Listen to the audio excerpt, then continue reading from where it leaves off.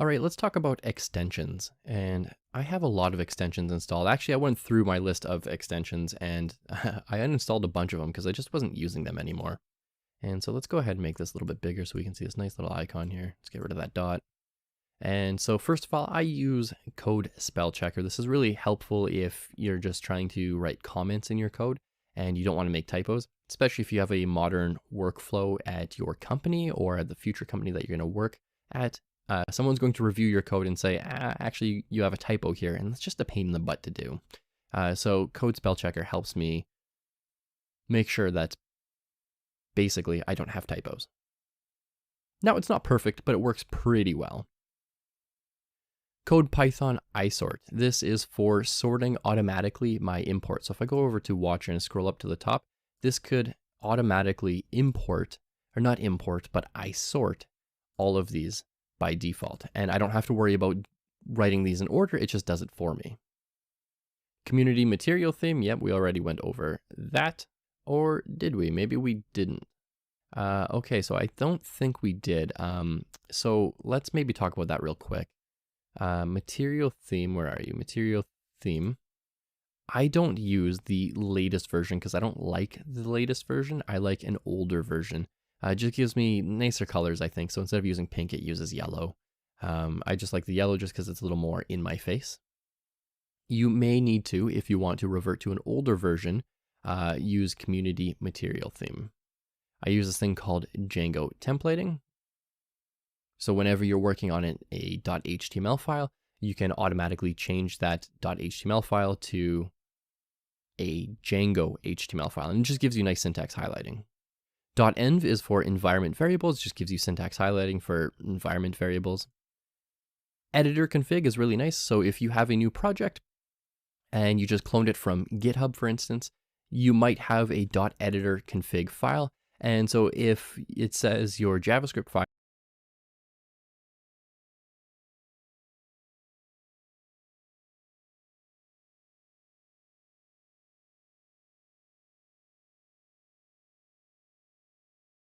files should have 4 spaces instead of 2 spaces, it will basically read that rule and it will honor it for you. So every time you hit tab, it's going to make 2 spaces or 4 spaces or whatever is set up in that editor config. And so you don't have to worry about writing different code from different people or having different indenting or spacing if you write Python. It just automatically works.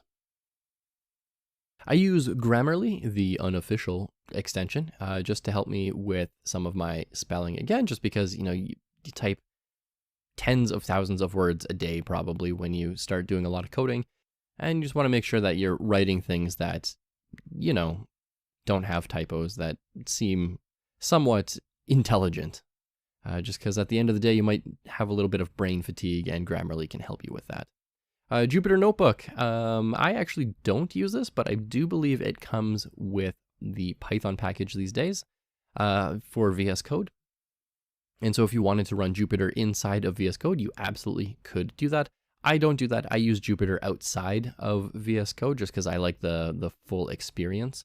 But you absolutely can do that. And if you're brand new to Jupyter, I would recommend using it inside of VS Code. It's really, really nice. Markdown preview. This just allows me to write Markdown. So like if I'm working on a Git repository and I'm writing a readme.md file and I want to see if I've made any sort of mistakes or I want to see if it looks half decent, then I could just simply preview my Markdown. And all the instructions are in here as well to see how to really make this work for you. Where are you here? Oh, it's the very first one. I skipped right past it. Command K and then V, or Control K and then V, and it opens a preview to the side, which is really nice, and it scrolls as you scroll down your source code as well. Material theme, we talked about that one. Material theme icons, we talked about that one. Power mode, this one is really nice. I really, really like this. I know some people absolutely dislike this one, so what I'm going to do here is just close a bunch of these, and I'm going to show you what power mode is. So if I open up this file here called Watcher, and I just do a little bit of typing, you can see that little flame above my letters, and you can make that different. It doesn't have to be a flame. Sometimes, I believe they still have an explosion setting in here. You can go through the settings and make it like an explosion, yeah, or something like that. That's a lot of fun too. You can make it really big, you can make it really small. I personally like it just because it tells me where I'm typing. Where am I typing? It just gives my eyes a little something extra to look for. It's also good, I think, for a lot of my students who are like, oh, wow, I see this whole page of text here. Where exactly is Caleb typing? And so I can just do a lot of my students who are like, oh, wow, I see this whole page of text here. Where exactly is Caleb typing? And so I can just do this, and it's another thing for my students to take a look at as well. So I really, really like Power Mode. But I know about 1% of the people who watch my courses absolutely dislike it. They think it's too distracting. But you know what? That's only 1%, and Power Mode I think is a lot of fun. I use Prettier Code Formatter occasionally. I tend to use this on the command line a little bit more than I use in VS Code, but you can use the Prettier Code Formatting extension as well. And I use the Python extension quite heavily because I'm a Python developer.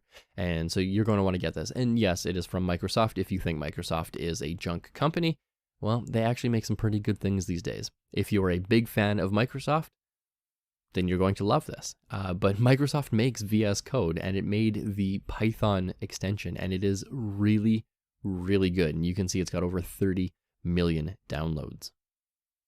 RST preview is a lot like the Markdown preview. It just helps me with RST files. To-do tree is really nice. So if I open up watcher.py and I type something like $ to do a thing, it just highlights it for me. So it's easier to see. So if someone else writes a to-do in their code and I am looking at their code, I can easily see what that to-do is supposed to be. And it just sticks out a little bit more. So it tells me what is possibly missing. Vagrant file support. This is just so that .vagrant files or not .vagrant files, but vagrant files file type will have some sort of syntax highlighting. I actually don't really use this anymore, so what I'm going to do is just uninstall that one. I don't need that anymore. And Gennaro. This is a tricky one. I have no idea how to spell it, but this is pretty good. This comes right from Sublime, and Scott Barkman, a person that I actually know I used to work with, he ported this over from Sublime over to VS Code. And basically what it does is it allows you to take little shortcuts. So, you know, when you have a new file here, and let's just change this over to a .html file. I can type HTML:5, hit tab, and it does a bunch of stuff in here. If I change this over to a Django template,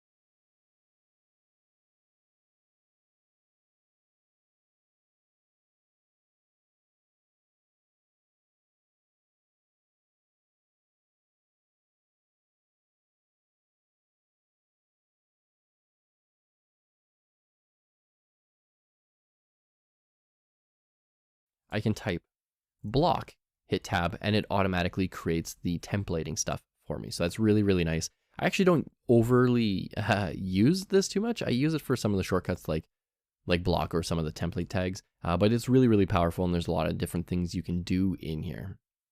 So those are all of the extensions that I tend to use on a daily basis. Sometimes I'll install the Docker extension. Sometimes I'll just remove it because I haven't used it in a while. Extensions come and go, but these are the primary ones that I tend to use pretty much on a daily basis.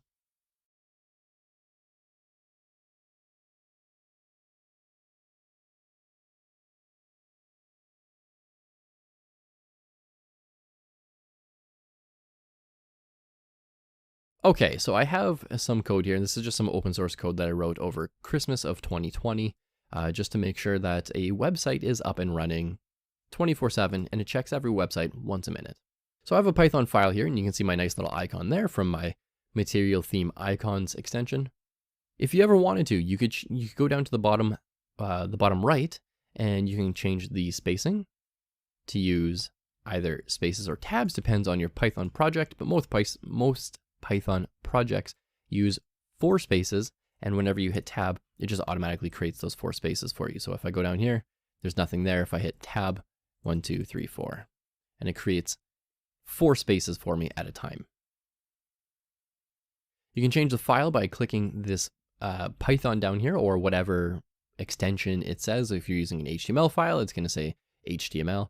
You can change whatever you want it to be in here. So instead of Python, if I said, oh, this actually isn't Python, this is actually Java, it'll change some of the syntax for me. And this is really cool too. I actually don't write Java, so it says you want to install the recommended extension for Java. I don't, so I'm just going to ignore that, and I'm going to put this back to Python. And that just gives me nice syntax highlighting based on the language or scripting language that I'm writing, like HTML, CSS, JavaScript, Python, Django, etc.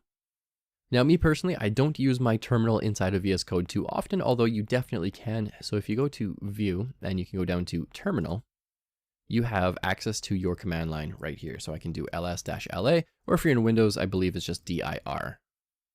So ls-la shows me all of my files and all the good stuff in there. You can have multiple terminals in here as well if you wanted to. You can split your terminal, you can add a terminal, you can delete a terminal. This is basically the same as opening up command or terminal on your computer. Command if you're on Windows, terminal if you are on a Mac. Or bash if you're on Linux. I forgot about Linux. Yeah, if you're on Linux, might be bash. You can make it full-ish screen if you wanted to, with still your file showing on the left. And you can close it down if you like. So I don't tend to use that too often, but I do tend to use that when I'm recording videos, just so that I can hit, for example, Control tilde, that's the number beside the 1 sign, this little guy right there, that weird icon or character. I'll record a lot of videos with the terminal right inside of VS Code, so I don't have to flip between too many programs. But occasionally I don't want to, and I want to actually flip between the programs because I like using a raw terminal outside of VS Code. It just gives me a little bit more control, and so I can customize that as well. But for you, if you just want it all in one view, what you can do is you can just go to View, Terminal, and you can have your command line available to you while you're writing your code. In the next video, I'm going to show you some of the shortcuts that I use.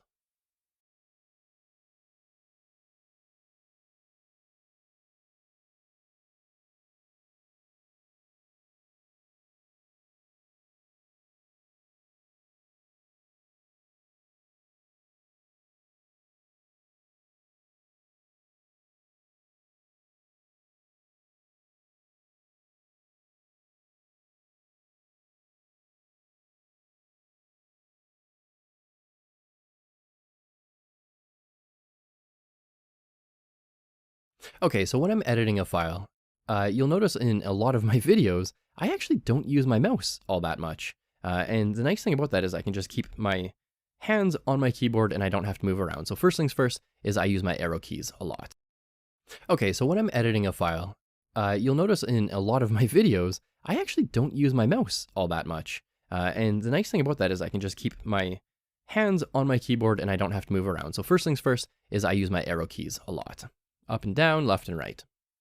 When I'm on a new line, on a Mac at least, I hit Command and I can go left or right, and it just brings me to either end of that line. That just allows me to find, but to place my cursor somewhere closer to where I want it to be. So if I wanted to change this R over here, instead of pressing and holding my arrow and then selecting it, what I could do is I could go over here and then I can hit Option, left, left, left, and this moves word by word, and that's just a lot quicker than having to do this, just waiting for it to go from the left.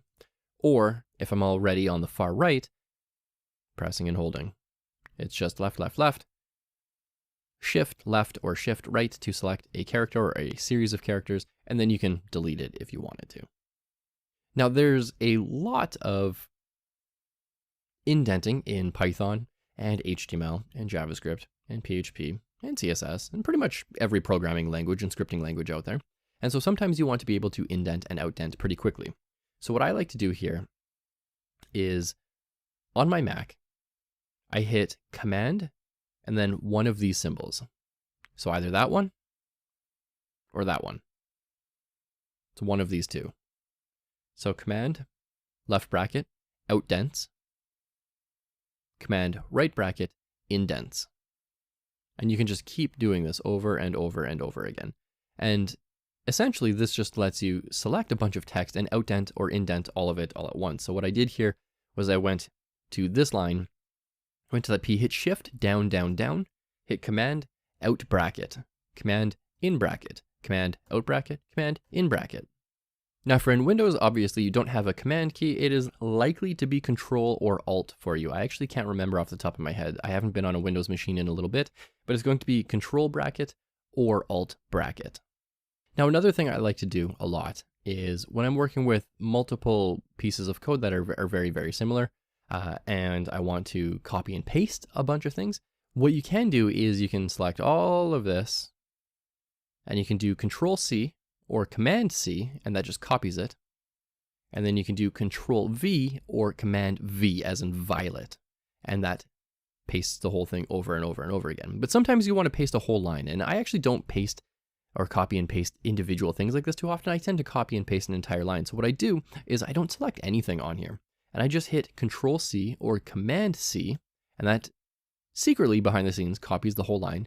And then I hit Command V or Control V as in violet, and you can just hit paste over and over and over again, and it will select all of that spacing plus the new line for you.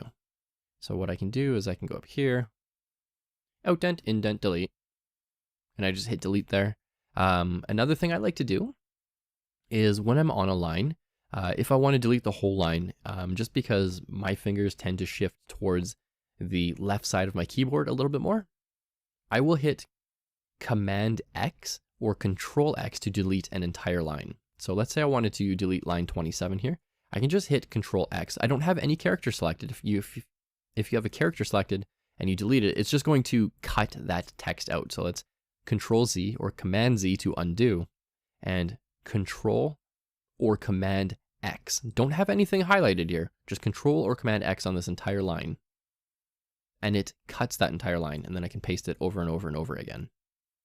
One more thing I really like to do is, if I'm on a line, if I'm in the middle of a line and I want to delete it, I'll just hit Command X or Control X and it deletes the whole line for me. Occasionally I don't want to do that. Occasionally I want to Shift, Alt, and then select multiple words, and then I can just hit delete and delete all of it all at once. And the nice thing about that is you're just hitting Shift, Alt, left, left, left, and that deletes or selects all of it, and then you can just delete it. Instead of doing delete, delete, delete, delete, delete, delete, delete, delete, delete, delete, it's just less keystrokes that way. Last but not least, I briefly went over this. Control Z or Command Z or Z is going to be your best friend, and this simply undoes something. So if I went in here and I accidentally somehow deleted this and I don't remember what was in there, file.ent, I don't know what's going on there, I can always just hit Command Z to undo my latest work, and you can keep doing that over and over and over again. So I'm just going to keep hitting Command Z, and you can see all the things that I've been doing in this video already.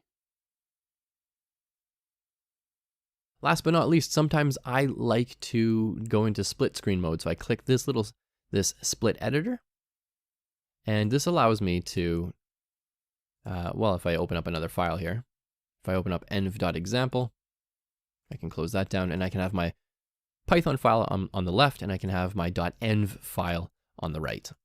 So if I'm reading through this code and I'm like, the Twilio SID is the config Twilio SID, what is that? I can look right over here. Twilio SID is AC and then a bunch of stars. And if you ever want to close it, you can just close all the files inside of that split, and it goes back to normal. And you can split multiple times too if you want to, just like this. That gets a little bit hard. I actually don't split more than once just because I like a lot of real estate. I don't like my editor looking too crowded, especially once you add a terminal to it. It starts to look like there's a lot in there.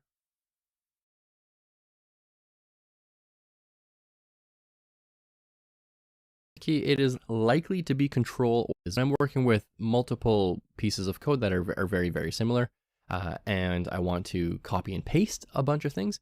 What you can do is you can select all of this, and you can do Control C or Command C, and that just copies it. And then you can do Control V or Command V as in violet, and that pastes the whole thing over and over and over again. But sometimes you want to paste a whole line, and I actually don't paste or copy and paste individual things like this too often.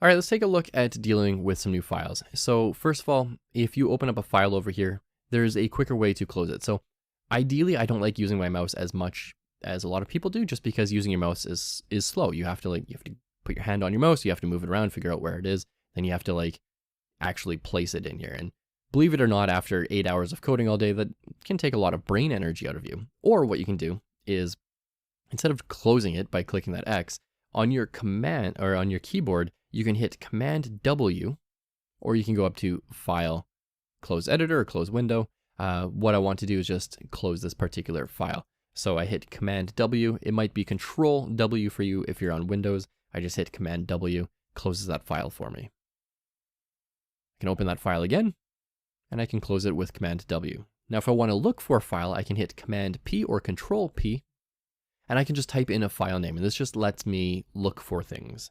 So I could type in, let's say I wanted to look for all my Python files. I could type in .py, and it does a search through all of my files for my Python files. And I could simply hit enter, and it opens that file. So now I don't have to look through here, because this takes a lot of time. I've seen new developers spend hours out of their day just looking through files in here, especially on bigger projects. And they're like, okay, it's not in this folder. Where's watcher.py? Is it in another folder? No, it's not in there. Where is it? There's an easier way to do it. You can do a global file search with Control or Command P, and you just type in your file name or a partial part of your file name. So I could type watch, and it finds watcher.py for me. And that's going to free up a lot of your time. When we're creating new files, we can also go File, New. And that's fine, but that's sort of the slow way of doing it. And again, that's using our mouse. What I like to do is, if you go to File, you can see File, New File. It's just Control or Command N. I hope it's Control on Windows. Again, it's been a little while since I've been on Windows. But Control N is going to create a new file over and over and over. And we can just delete these with Control or Command W. Now, if I want to change this file without saving it, let's say I've got some HTML in here. This is an H1. Now, if you don't know what that is, that's okay. This is just HTML, and it's all gray, and we don't want it to be all gray. Let's say we want some syntax highlighting, which is going to basically select this, and make the inside look like something different. We can save this as a .html, so File Save, or Command S, or Control S, and that's going to save this, or let you save this file. Or you can go down here, plain text, and you can select your file. Again, you can do this with a shortcut, or you can just go straight down to that bottom right. It's not too often you're actually going to need to do that with your mouse, go down to the bottom right, because VS Code is smart enough to detect what kind of file you want. As soon as you save this as a .html file, it will automatically set this as .html.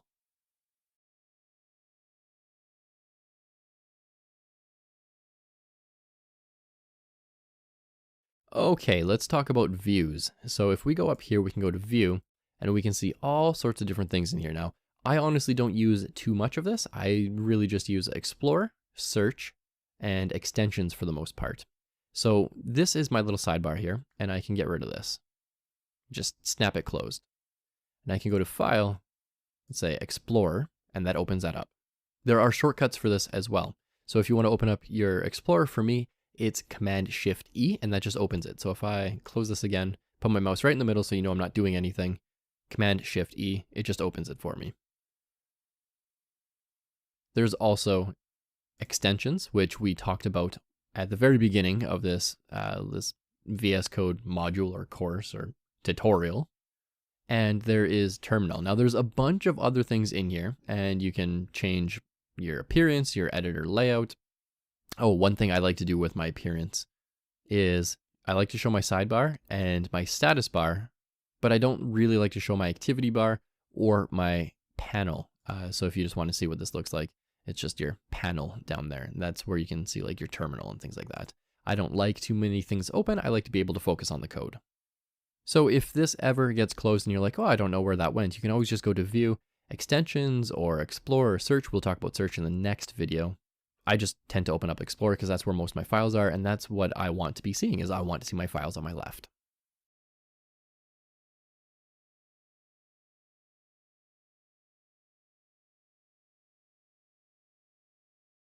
All right, so let's close this file and let's talk about search.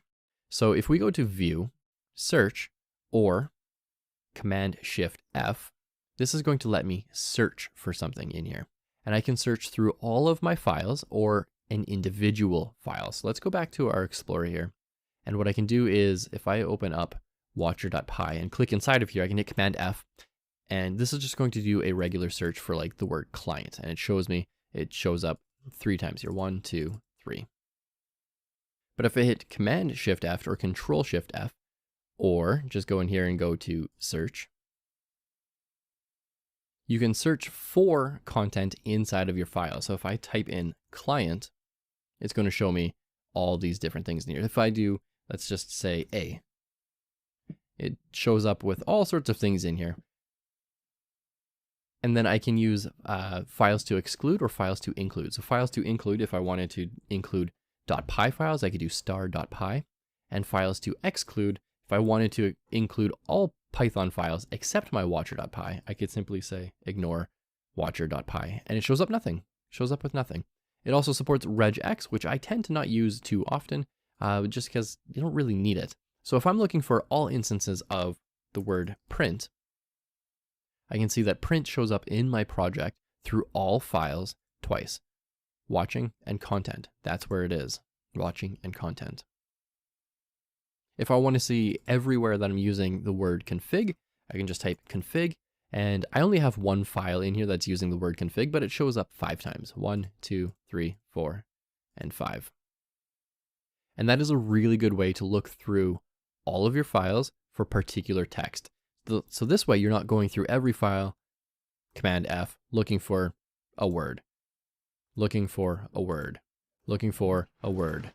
And so make sure you utilize the search functionality as best as you possibly can. It's going to save you a lot of time. So remember, when you're searching in a file, it's just Command or Control F, and that'll search in the top right over here. If you're looking through all of your files, it's Command-Shift-F or Control-Shift-F, and you can look through all of your files for a particular word. So let's say hash shows up with hash in here and all the different instances of where you can see the word hash.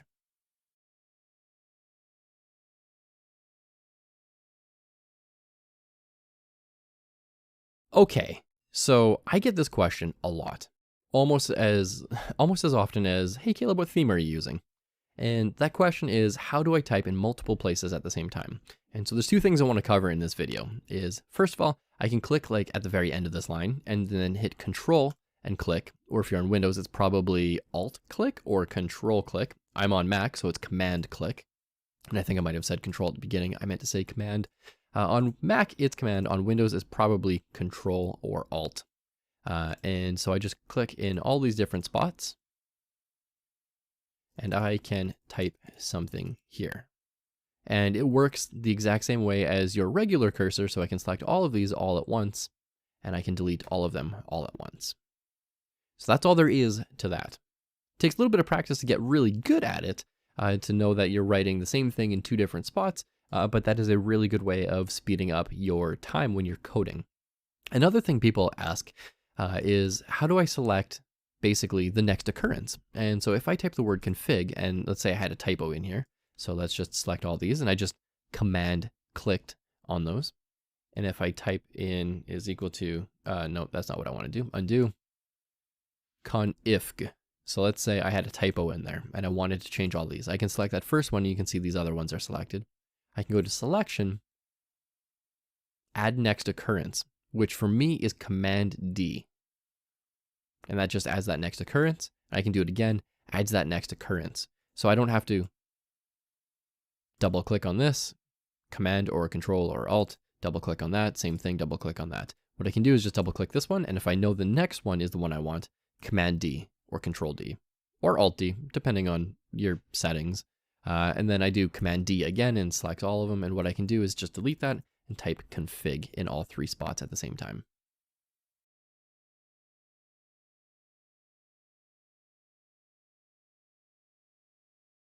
Okay, so we went over a lot. Feel free to steal pretty much anything that I'm using. Everything I'm using is completely free. I'm not using any fancy fonts or anything like that. I just happen to find a nice theme that I really like that apparently a lot of other people like. So what I would like you to do for your project is to set up your VS Code to look like mine. And I want you to show me which extensions you have installed. So if I make this bigger, we can see these little icons pop up. So you should be using a different theme, not the default one from VS Code, but a different theme. I'm using Material theme. You can use any other theme that you like. If you want to completely copy me, that's totally a-okay. And then I just want you to take a screenshot of your VS Code being open. It doesn't have to have any code open. Let's not save that. It doesn't have to have any code open. And just show me what kind of extensions you have in there. I would highly recommend that you get at least the Python extension. If you want some fun, the Power Mode extension, the Material theme extension, and the Material theme icons extension. And what else to get started? Maybe the Community Material theme if you want to use that one as well.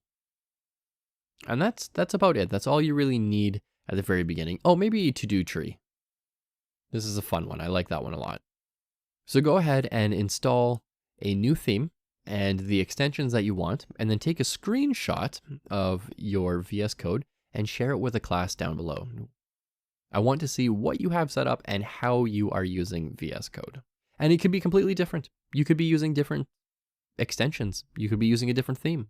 Or it could be the exact same. You could just literally copy everything I have. That is okay too. But make sure you take a screenshot of your VS Code with your extensions open. Take a screenshot of the whole thing and share it with a class down below. Thanks for watching this. I have been Caleb Tallien, your instructor. You're going to see a lot of different content from me. And this is the exact setup that I use.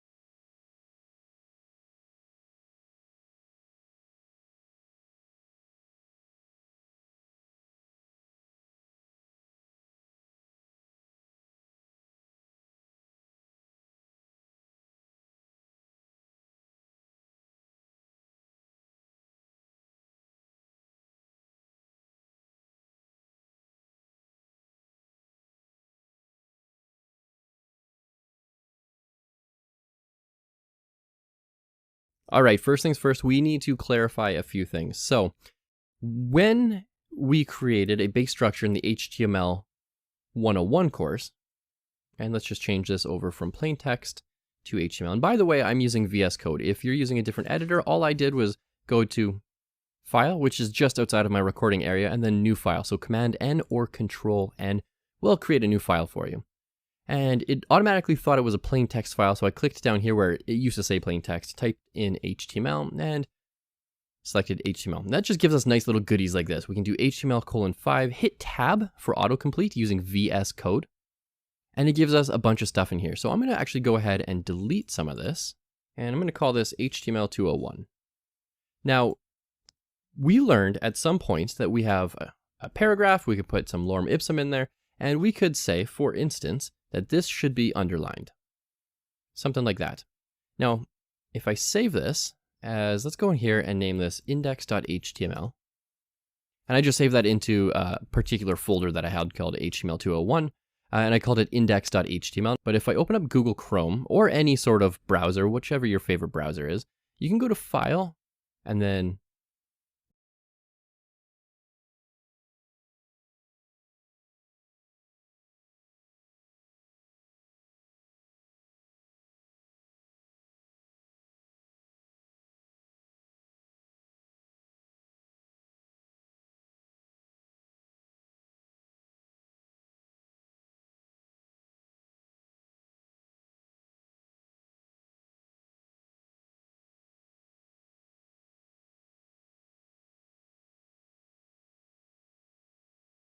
okay, let's take a look at your project. Your project is going to be relatively easy. You don't have to do everything in here. And remember, you don't have to memorize everything we've written in this course. You can always just Google it too. So if you're like, oh, I know what an H1 is, but I don't remember exactly how to make a link, that's fine. You could Google it. You type into Google, HTML link tutorial, and you're going to find hundreds, thousands, maybe even millions of pages that are going to show you exactly how to add a link. So remember, you don't need to actually remember all of this. All you need to know is how to find the answer. And that's honestly about 50% of any job as a web developer these days, is just knowing how to find the answers, not memorizing them, but being able to find the answers. So moving on to the project here, what I would like you to do is I would like you to create a new .html file. Then I would like you to create a header, so like an H1, subheader about like what you do, what you want to get into, anything like that. Add an image, and lastly, add a link to your Twitter, Insta, Facebook. It doesn't really matter. Just make sure you have at least one link. So let's do this. Create a 2.1. This would be a good time for a nested ordered list, by the way. 2.2. All right, so I just formatted that a little nicer just so that we could all read it together. So create a new HTML file. Make sure you've got a header in there, put your name in there, a subheader like your title, your work description, favorite hobby, anything like that. Add an image of anything. I would say add an image of yourself. It's totally safe because it's just going to be on your computer. But if you would rather share your project with an image of something else, that's totally okay too. You can always go to unsplash.com and get a free image. Lastly, add a link to either your Twitter, your Instagram, or your Facebook, or just add a link to Google or something. The important part here is that you're going to add a link. So go ahead and give that a shot. If you ever get stuck, don't forget you can reference the other videos, or you can continue watching this video and I'll show you exactly how I do it. But I would like you to pause this video here and give this project a shot. Don't forget to share your project down below on this platform, if this platform offers that kind of feature. Otherwise, you can always share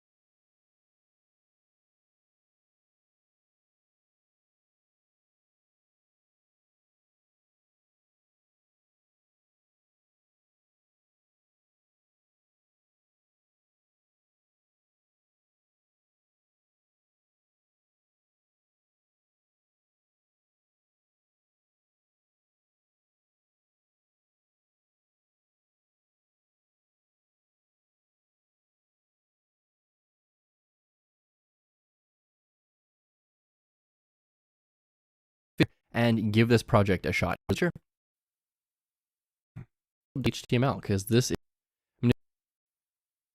senior developer. I have one image in here. Paragraph anyways. I don't really want to write a whole paragraph, so I'm going to throw some lorem in here.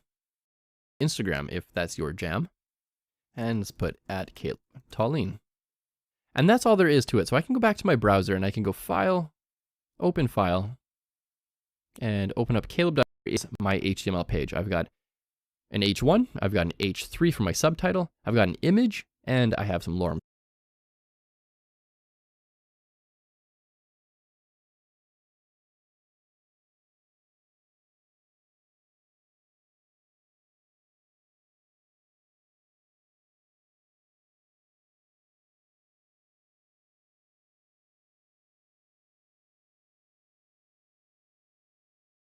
Hello, and things I want to talk about. One is how we add JavaScript to a page. There's a couple ways to do that.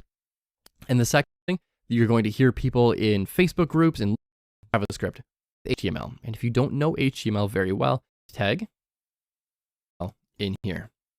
We don't. We write JavaScript. We write JavaScript, or JS for short, in here. That is what's important, okay? So always remember that. I see a lot not need to know this right now, but this is JavaScript. And all this is going to do is when I load the page that I want you to, nothing's going to happen. If this does exist, but there's nothing.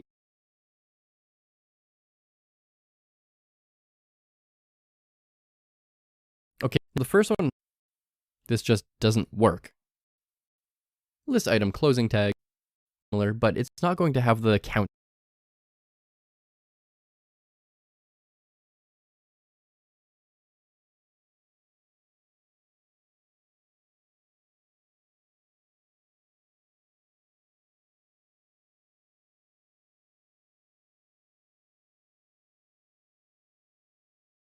Okay, let's take a probably all, maybe we'll in a new tab, which could be the same as right-clicking and open power. So I'm going to go over to helloworld.html. And for Google, every time they go to an external page, because this is an internal page or a relative page, and this is an external website or an absolute link, we can say target is equal to, and this one looks a little weird, there's an underscore there, but target is equal to blank. And so this is our attribute, is equal to apostrophe, underscore blank is the value, has to be that underscore blank, and then our closing attribute quotation mark. Let's go ahead and save that, and let's just refresh this page. And now it doesn't look like anything has changed, but when I click this, I'm not going to command click or control click. I'm not going to right click and click open link in new tab. I'm just going to click this link and it's going to open in a new tab for me automatically. Just like that, we now have two tabs.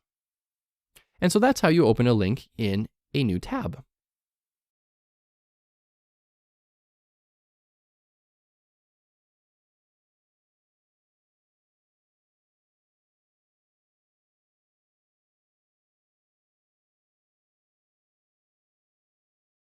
Let's talk about CSS tags. So this one is really interesting. We've only actually dealt with one element inside of our head, but with CSS, we could, well, actually we could put it anywhere, but typically we put it in our head. And this one is a style. This is a style element. And what I'm saying here is CSS, and this stands for cascading style sheets. There we go, cascading style sheets. And I can comment that out so it doesn't actually show up in the browser. Now, what's interesting here is this does not accept HTML. Isn't that weird? So we're writing HTML, but this does not accept HTML. Change the font background. Now, again, how to add videos and audio.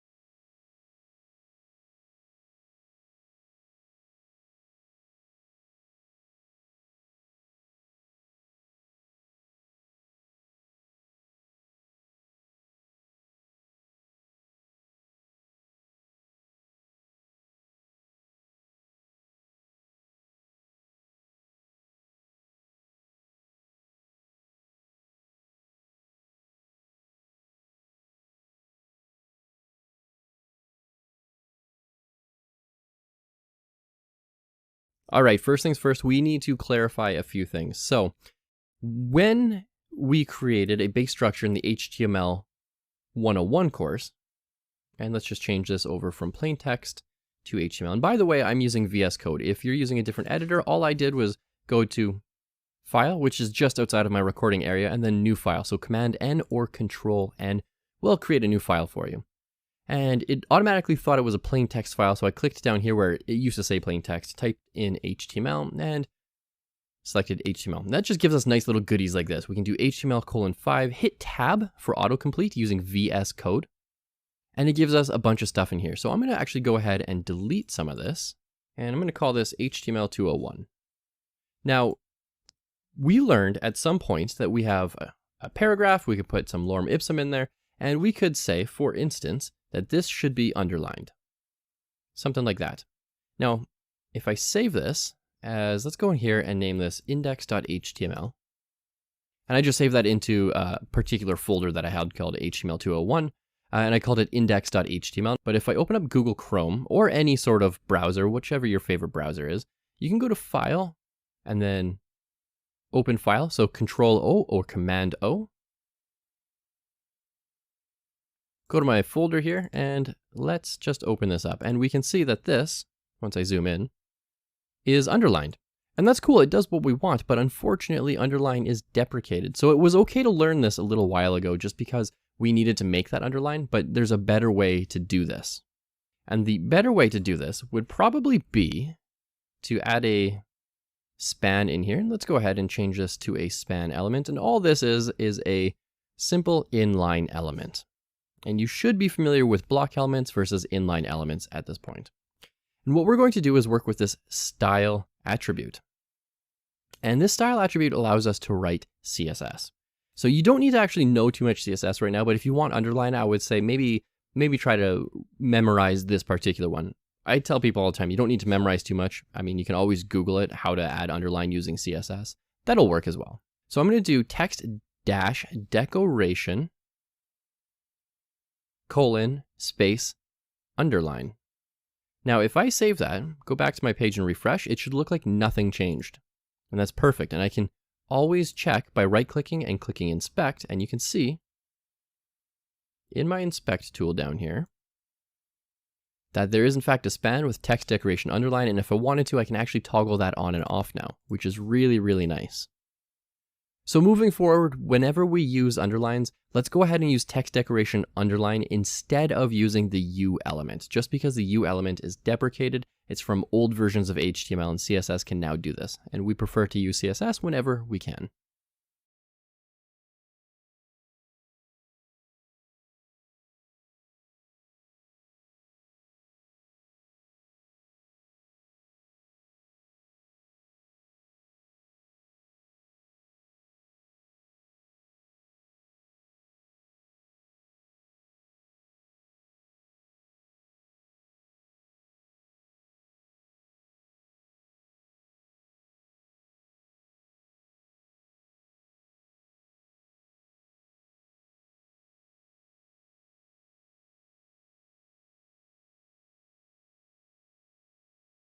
Hello and welcome back. In the last lesson, we created an input field. In this one, let's go ahead and create a text area. Now this one is a little bit different. You'll notice that the input field was a self-closing tag. The form was not, so it wraps a bunch of stuff in here, but the input field actually takes a value in the form of an attribute called value. The text area does not. We can get rid of name and ID because we're not doing any of that stuff. We also have a little bit of a rule breaker here where we're saying, hey, this one's not actually using value, the attribute. It's not doing this. This one.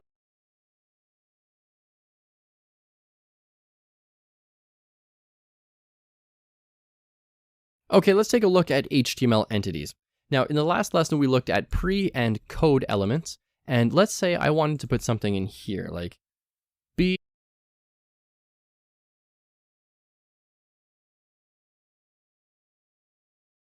Okay, let's take a look at internal links. So actually, let's recap first. So how do we create a link? We create a link, and I'll make this just a touch bigger here. We create a link with the A anchor at element and the href attribute, and that could go to http website.com, go to website.com, and this is just going to show us a little link up here, and it's going to go to website.com, whatever is on that site. So that's how we create a link. But what if we wanted to link to something else in the page? So let's go ahead and actually make this page look a little nicer. So let's say h1, welcome to HTML 201. And let's create a link. And we don't know what this link is going to be yet, but we know it's going to say scroll to bottom of page. And we can get rid of this one because that's not necessary anymore. That was just an example. So now when I do this, I click scroll to bottom of page and it does nothing. It's because it's going nowhere. You can see that there's no href in there. There's no hyperlink reference. So let's say we had this really, really long page. And let's go ahead and copy this a bunch of times. And I don't really care too much about the formatting at this moment. I just want the page to scroll like this. And I want, when we click the link, to go to the bottom of the page and maybe have a link at the bottom of the page to bring us back up to the top. So let's do that.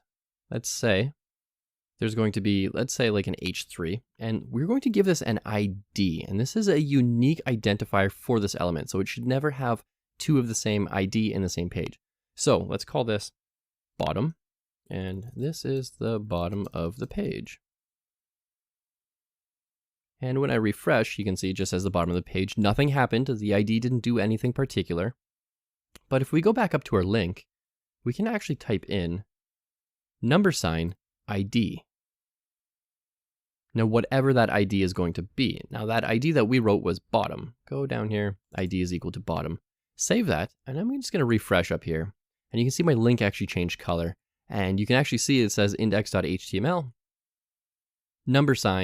$bottom. And when I click this, boom, it brings me to the bottom. So it doesn't do a smooth scroll, but it does jump me to the very bottom of the page, which is actually quite important for long content pages. Now let's go ahead and create a link to bring us back up to the top. So maybe let's remove this as an H3 and let's make this a little more hidden. Let's create a div in here. And you can see we're going to be getting a little more advanced with this. ID is equal to bottom, but we know IDs can or should be completely unique. So let's go ahead and get rid of this one. We can actually get rid of that whole line. And let's put a link in here that's going to go back up to the top. Back to top. Now, because this is an internal link, this needs an ID somewhere on the page called top. So let's scroll back up to our code here and let's give this an ID of top. And let's refresh our page and give this a shot. And that zoomed way out for me. I want to zoom back in. And this should scroll me all the way to the bottom. Boom, just like that. Or not scroll, but jump me to the bottom. And this should jump me back up to the top. Just like that. So now we have internal links. What I would like you to do is create a page that's long enough that you actually create a scroll bar here. Or what I did was, because this page actually wasn't very long, you can always just open up your inspect tool. And if you shrink it, or if you bring it up high enough, it'll sort of shrink your viewport. And you'll have a scroll bar and you can test it out that way, like this. Go ahead and give that a shot. Once you're ready, let's head on over to that next lesson.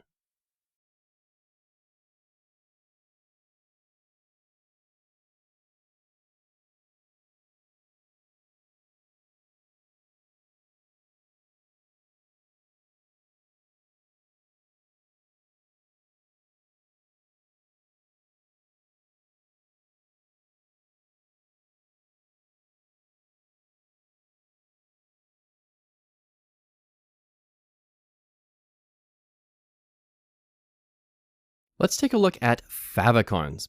Favicons are these little icons that show up right next to your page title. Now, we don't actually have a favicon set.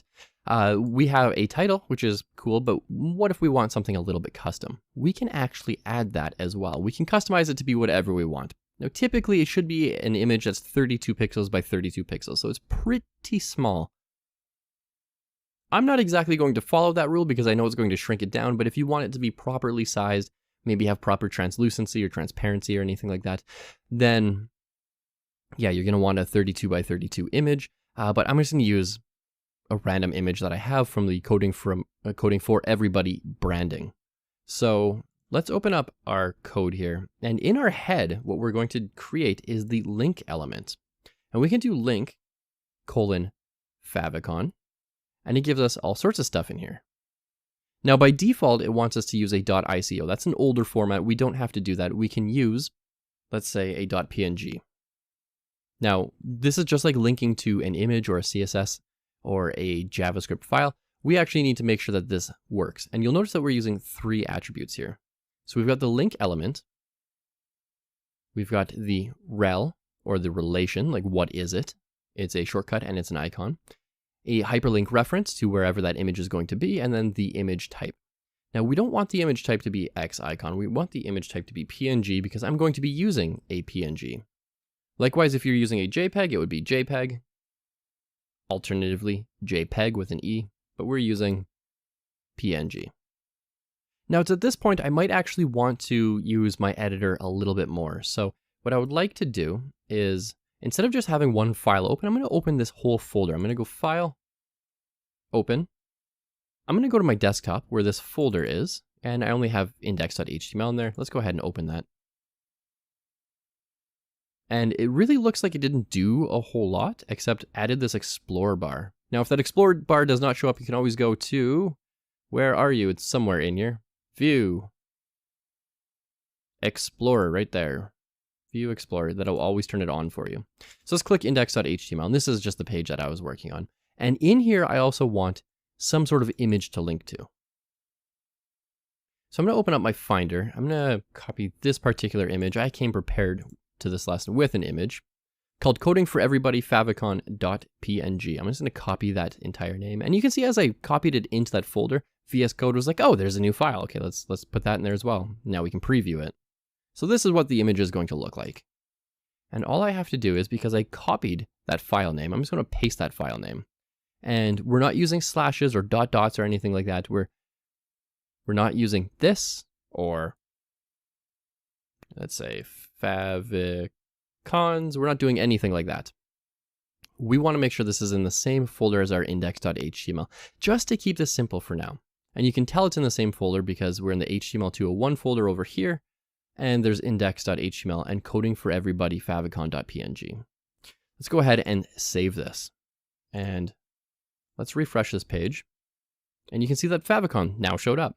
Now, if you're using another browser and it does not show up, that could be because of one of 2 reasons. There's a typo, and you haven't actually added the image properly. I'll show you how to debug that in just a second. Or there is caching, and I know browsers like Microsoft Edge like to cache pretty hard, so you might actually have to do a hard reload or open up another browser, just because your browser is going to try to get this image once and then try to cache it for a very, very long time. Now, if this doesn't show up for you, let's go ahead and do this. QWERTY doesn't show up in there, and you can actually see with my inspect tools open, there's one error. If I go over to my console, you can see network error file not found, and it's looking for QWERTY coding for everybody favicon .png. And that just simply does not exist. So if you open up your inspect tools and there's a typo in there or the file doesn't exist, you'll see the error right there. And I'm just going to undo that. And there we go. We have a favicon. So if you're following along with me, what I would like you to do is find a small little image, something like this, and add it as your favicon to the page that you're.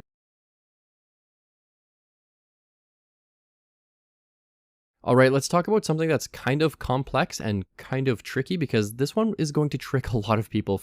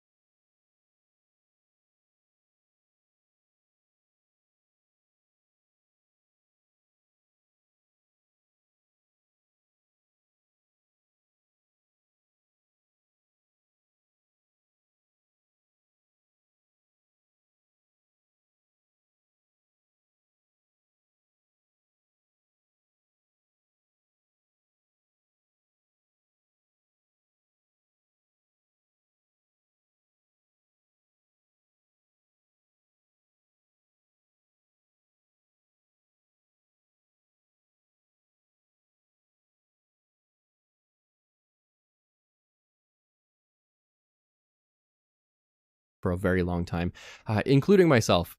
And I'm talking about pathing.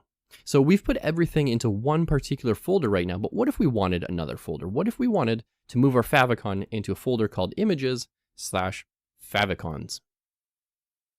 And we could just click and drag that right in there. And so we've got a folder in here called images, and then another folder called favicons, and then a file in here called coding for everybody. So in that last lesson, we created a favicon. But when I refresh the page, we're going to see that we get that error file not found. It does not exist because it's not in that same folder anymore. It's not in the same folder as index.html. But what we can do is we can say, go to the images folder / the favicons folder / and then our file name.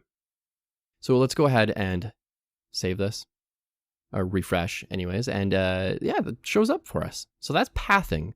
That's how we get into a path. So we just said folder name / another folder name. And by the way, don't use spaces. I know a lot of Windows users like to use spaces, but in things like this, do not use spaces. It's a lot easier if you use underscores or dashes, but please don't use spaces. You're going to run into a lot of problems. So folder name / folder name / and then the file name. Simple as that.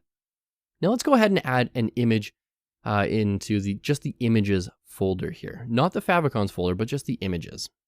So let's go ahead and go to unsplash.com and let's get an image of a computer because we're working on computers.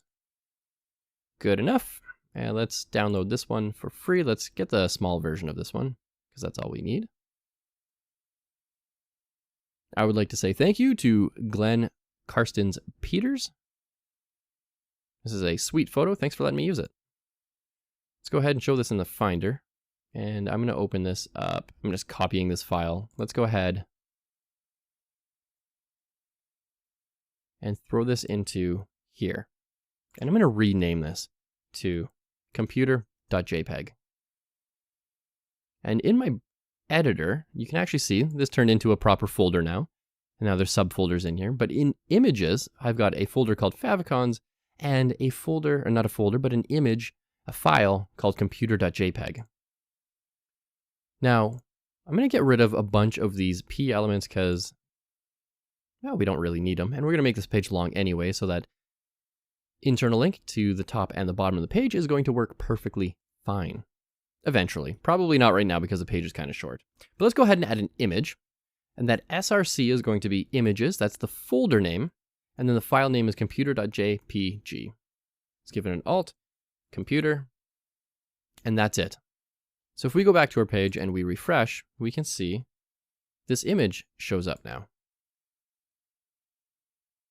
And that's in the images folder. Now, again, if that doesn't work for you, let's just make sure that you always have things typed properly. It is case sensitive. So if your folder is called images lowercase, do not write images uppercase. That's just not going to work for you. So let's do images break me, and let's refresh. We can see the alt text shows up there, and in my console, you can actually see error not found. So that's pathing into a folder. Now, let's say someone goes into the images folder, because we can do this. We know that HTML 201 is a folder. We also know that images is a folder. So let's do this. Let's go to /images. And we can actually see that we have favicons, a folder, and we have computer.jpg. But let's say we actually wanted something to show up here. What we can do is go into our images folder, create a new file. We want to call this index.html, and that just means use this page by default. This is the default page that your browser is going to look for. So even if you don't land on this page, it's going to try to use this page anyways, just by default. My VS Code is set up to use Django templates by default, but let's change that to HTML5. And let's do HTML:5. Images folder is going to be the title name, and in the body, let's just say, hi. All right, so I just refreshed the page there. We have this index.html file, and it's not showing our page by default, but this is a good practice because once it gets onto a server, index.html is going to be the page that shows up by default. So it's going to look just like you clicked into it, just like this, but it's not necessarily going to say index.html. That's not a thing you need to really remember at this point in time, but it is a cool little thing that you can do with live servers, live websites down the road. So now we have this index.html file in our images folder. Let's link up a page. So let's say h3, this is the images folder, and let's create a link in here, an anchor link with a hypertext reference. And we're going to use a relative page. So we're going to say go up one folder, and that's how we do that. We go ... up one folder. If we needed to go up one more folder, because this is already in the images folder, we need it to be outside. We could do ... slash ... slash. Every one of these you can actually see is going up a folder in my computer. Now I don't want any of that. I just want up one, and I want to be able to select not the images folder, but index.html, and that's going to be referencing this one here. The naming gets a little bit confusing because we have two index.html files, but that's okay. And VS Code was smart enough to figure out what we were trying to do. Go back home is what I'm going to say in there. Let's refresh this page. Let's make this just a bit bigger. And we can go back home, and when I click it, it goes back to the HTML 201 homepage. So that's pathing in a nutshell. To move up a folder, use ... slash. To move into a folder, you don't use the ... slash, you just specify the folder name slash subfolder name, if there is one, slash, and then your file name. And that is pathing in a nutshell.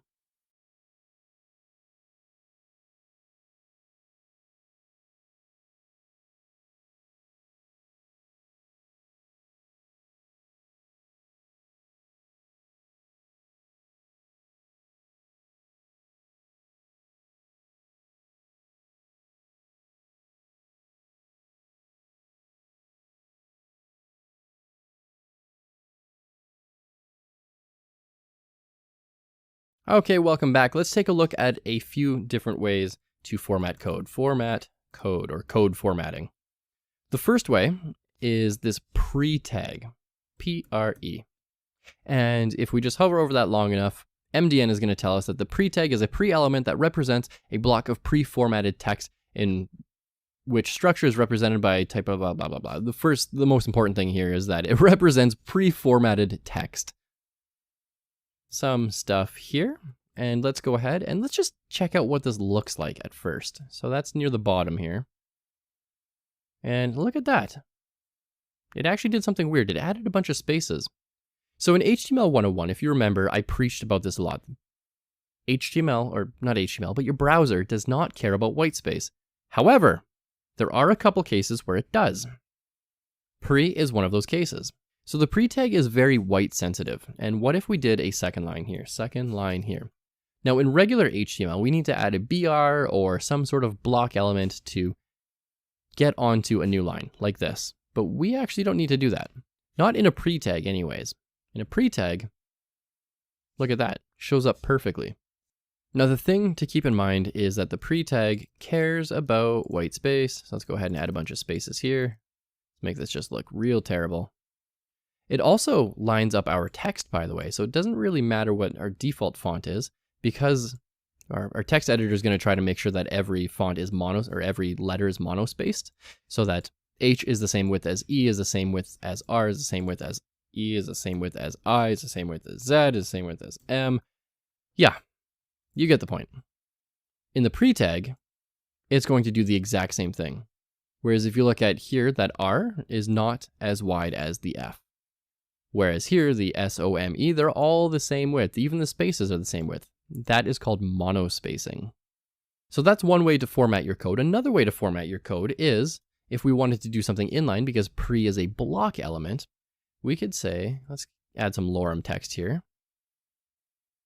Code. /code. And this is going to be inline for us, and this is going to make it look a little more code-like. A little more like this. And look at that. It actually took lorem ipsum dolor sit? I don't know. And it formatted it a lot like this. Now, is it white space sensitive? Let's explore. Let's add a bunch of spaces between lorem and ipsum. This one is not white space sensitive. Would you look at that? But pre is white space sensitive. So that's a good distinction to keep in mind. So I'm just going to undo that because that's not needed. And those are two ways in which you can format your code. So you can write some code like this. It's still going to try to render HTML inside of it. Don't forget about that. You're still going to need HTML entities. That's a thing we'll talk about in the future. but you can still format your code like this or like this. Block element, inline element, code element.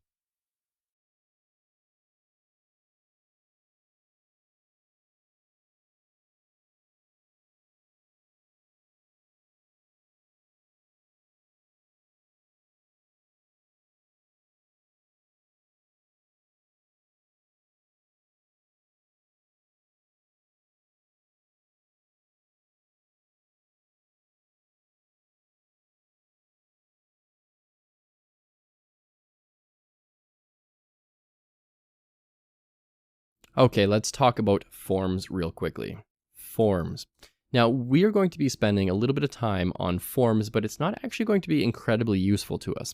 Forms are how we send data to a server, but we don't actually have a server. Just because we've opened an HTML file in our browser does not mean it's a server.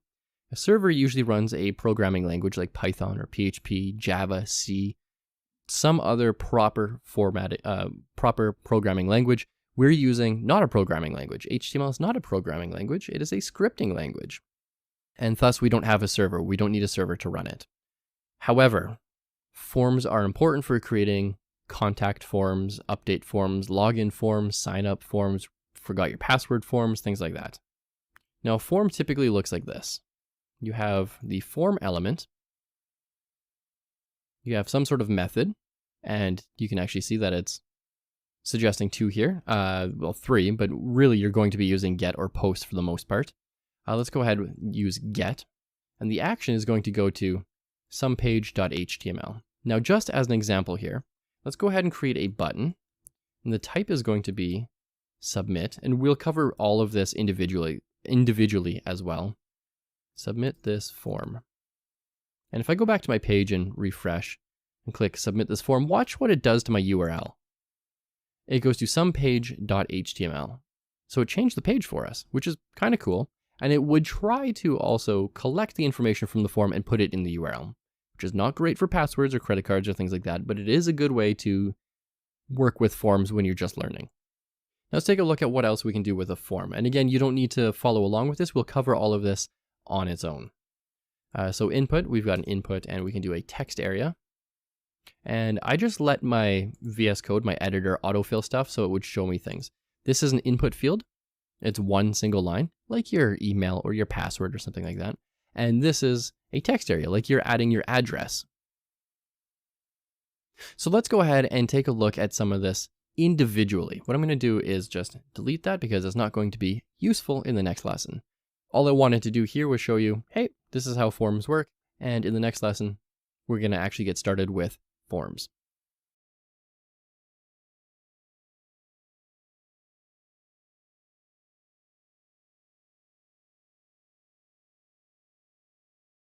Okay, welcome back. In the last lesson, we took a look at what a form does. An action, we don't want this to go anywhere. Let's just do this. Let's make it go to the same page we're already on.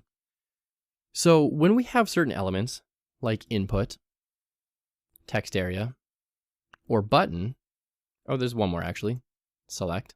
We're going to cover all of these individually. But when we have these should all be wrapped in a form element. Now this is sort of mix and match. You can do what you like. There's not a lot of rules to it, as in you don't have to have an input text area button then select. You can mix and match these in any way, shape, or form that you like. But let's start with input. So we can do input, and I'm just going to hit tab, and by default, its type is text. So just regular text, but there's lots of different types. There's button, which would look like a button, a checkbox, color, datetime, datetime local, date, email, file, hidden, which is nice because that one shows up not at all, but you can still put information in it. Image upload, month, number, password, radio, research, search, submit, tell, text, time, URL, week, so on and so on and so on and so on and so on. Let's just work with one to begin with, regular text.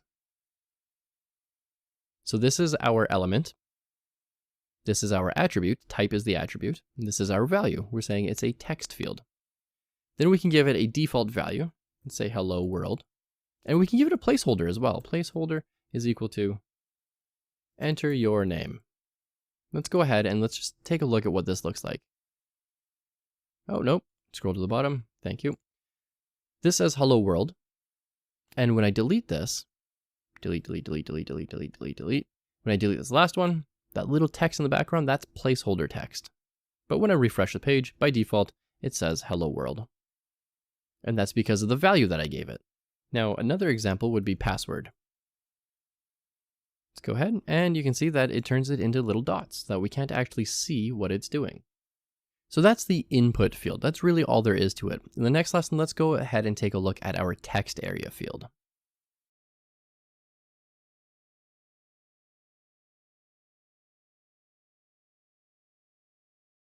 Hello and welcome back. In the last lesson, we created an input field. In this one, let's go ahead and create a text area. Now this one is a little bit different. You'll notice that the input field was a self-closing tag. The form was not, so it wraps a bunch of stuff in here, but the input field actually takes a value in the form of an attribute called value. The text area does not. We can get rid of name and ID because we're not doing any of that stuff. We also have a little bit of a rule breaker here where we're saying, hey, this one's not actually using value, the attribute. It's not doing this. This one actually wants us to put our text in here. Now this is interesting because if I refresh this page, it says text in here.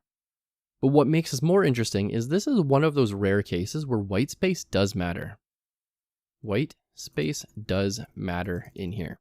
And the reason I'm showing you this is because I have on my first line text in here, but then on the second line, I have like 15 or 12 spaces before the word white space. Let's go ahead and see what that does to our text area.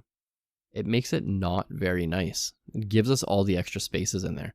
So if you ever run into something like this, just go ahead and throw that to the very left of your document, your page, your file that you're working on. Let's go ahead and refresh, and that brings it back to the left. And that's our default value. Now this can also take a placeholder. Placeholder is equal to, wow, a placeholder. Placeholder. Okay, refresh, go ahead and let's grab all this, and you can see I've got extra white space in there as well. Let's go ahead and clean that up. I'm gonna grab all of this, delete, and it says, wow, a placeholder.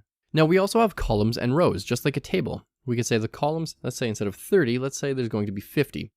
Columns go up and down, so this is going to be 30, so 50 is gonna be, I'm gonna guess, somewhere around here. Ah, pretty close. And then we've got rows, which go up and down.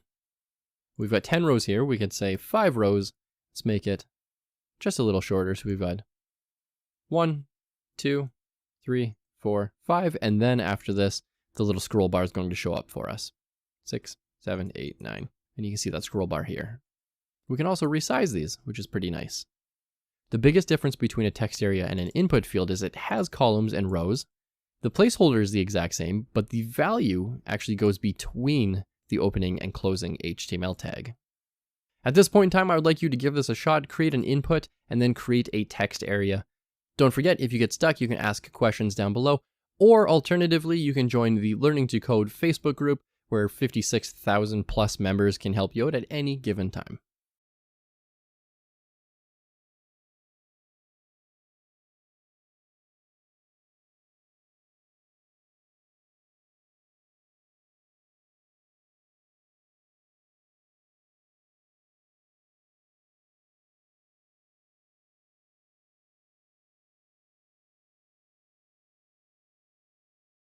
Okay, let's go ahead and look at drop-down options. Now this one is really interesting. I really like this one, but before we do that, let's clean this up just a touch because our form is looking a little bit gross, and I'll show you what this looks like before and after. So I'm going to add a bunch of divs in here, knowing that a div is a dummy element. It does absolutely nothing, but it is a block element, so it's going to sort of put these on their own lines.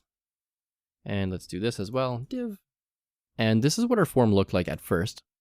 I'll zoom in here. This is what our form looked like at first, and when I refresh the page, that's on its own line, own line, own line. So that's a little bit better in my opinion. Let's go ahead and create one more div in here just so that we can have a select element.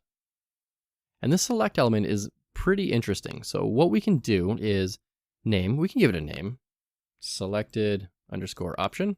We don't need to give it an ID. And this one's interesting because it works a little differently than the input and text area.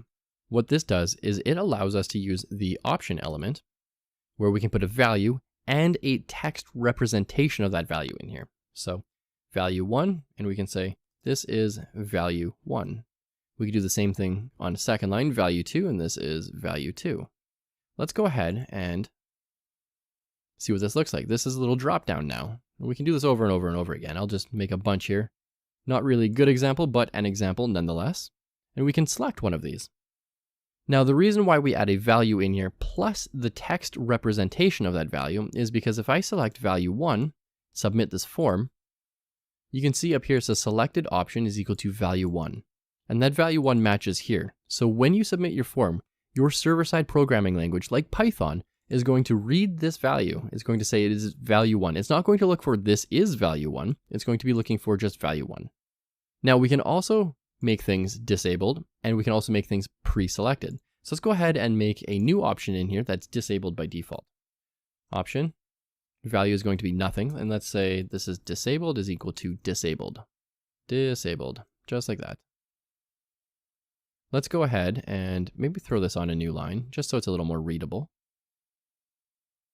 And let's refresh our page. Zoom back in. We have an option here that's disabled. I cannot select it. I can select value 1 or 2, but not disabled.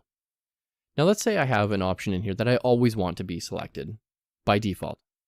And say default is selected is the value. Selected by default is the text representation of this value. And we can say selected is equal to selected. Selected by default. And so even if I come back to this page and like clear out all this stuff as if I'm a brand new user, I scroll to the bottom of the page, selected by default, even though it's the third option, it has not selected value 1 or value 2, but by default it is selected by default. Now the last thing to know about these form fields is you can make them required. So let's say required and required. So the password and the address fields are required. Let's go ahead and refresh this page. Let's go ahead and clear this out and click me. It says, please fill out this field. Now where this gets interesting is we can say this isn't a password. We could say this is an email address. Let's refresh the page. And actually what I need to do is change that type to email. And I'm going to change that name to email as well. So the default value is hello world. But if I click this, please include an @ in the email address. It knows that it's looking for an email address. Hello world at something.com. Okay, so validation passed this first one. It didn't pass the second one. It wants me to fill out this field here. Once I fill that out, it will submit the page or submit the form for me. Now, this is forms in a nutshell, and forms are incredibly important. They're also quite complex. So I would highly recommend just taking a few minutes and messing around with it. Now, it's not going to be immediately applicable to you right now until you start working with a server-side programming language, again, like Node.js, Python, C, PHP, something like that. But you can still get hands-on practice understanding that something can be required, that it has a name, that it could go in the URL if it's a get method, that the type could be email, password, text, reset. This could even technically even be button if we wanted it to. Let's change that to button and see what happens there. Changes it to a button. Although I like using this form of a button. It's a little more explicit, verbosely named even. And yeah, so just give this a shot and play with it a little bit. Don't try to achieve anything in particular. Just try to break things. See what happens when you type cols is equal to 500 or 1. See if that looks any different. Or rows, or see if you can make this selected, the select element required as well. Go ahead and just play with that. There's no goal here, but I would say spend at least 10 minutes playing with this and just getting an idea of how this works, because these are incredibly important down the road.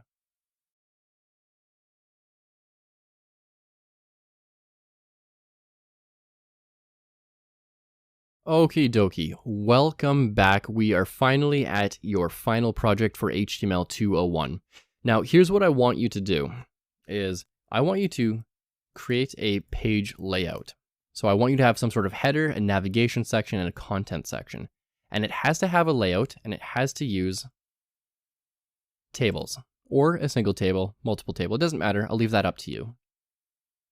Your navigation should have at least one link to another existing page of yours.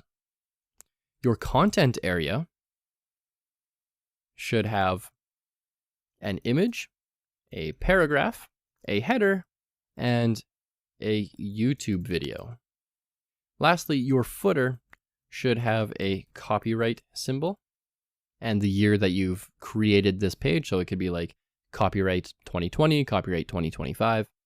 And then when you're done that, I would like you to take a screenshot of your page and share it with the rest of the class. I think it's really useful to get some feedback. If you don't want to share it with the class, that's okay. You can always go to the Facebook Learning to Code group and share it with the group and get some feedback there as well. But feedback is absolutely vital. And don't be too nervous about feedback.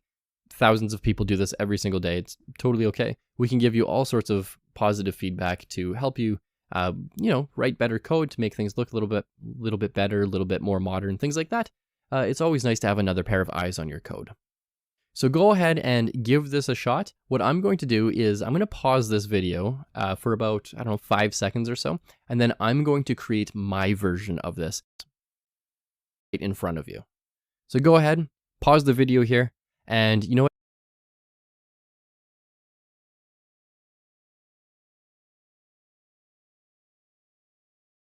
Okay, let's take a look at tables. Tables are wildly important to us right now because they're going to enable us to actually create some sort of layout for our page.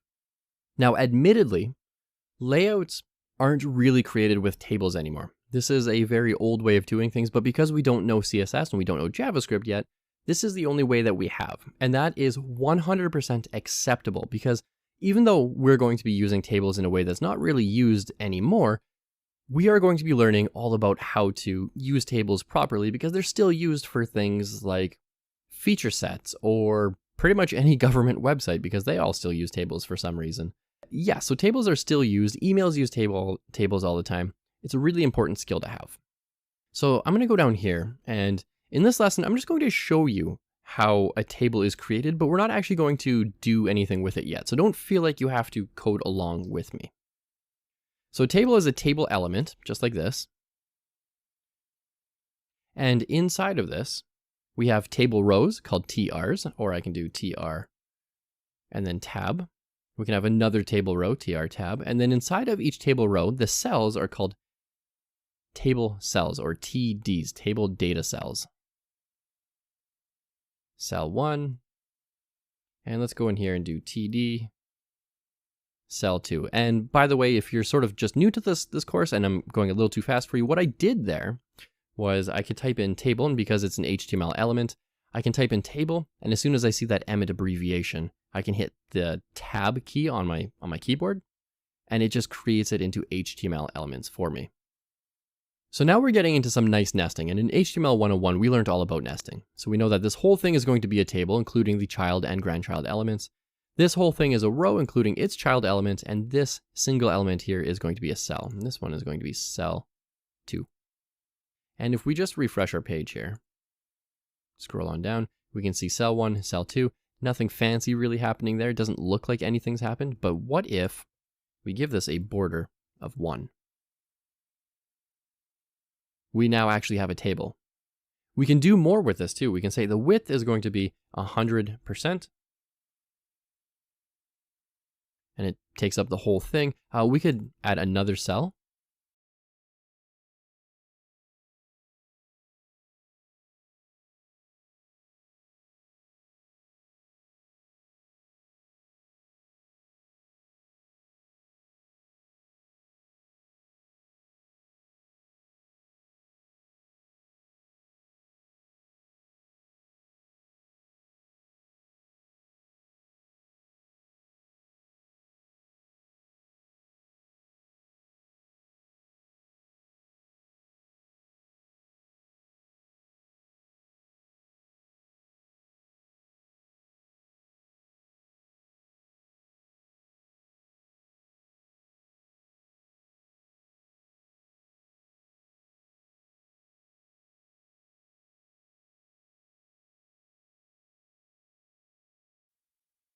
And this one's going to be cell 1.2, I guess. And we could add cell 1.3. And we can go up, so on and so on. So anyways, we're going to get into this in much more depth in the next couple of lessons, but I just wanted to quickly show you that this is how we create a table.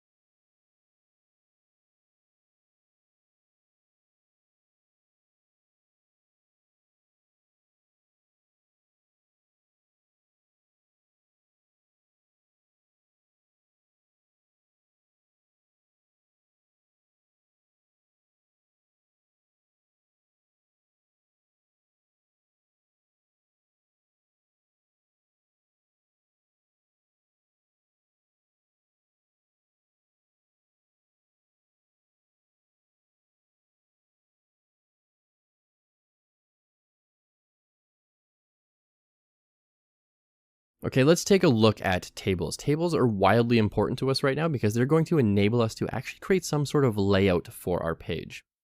Now, admittedly, layouts aren't really created with tables anymore. This is a very old way of doing things, but because we don't know CSS and we don't know JavaScript yet, this is the only way that we have. And used anymore, JavaScript yet, this is the only way that we have. And that is 100% acceptable.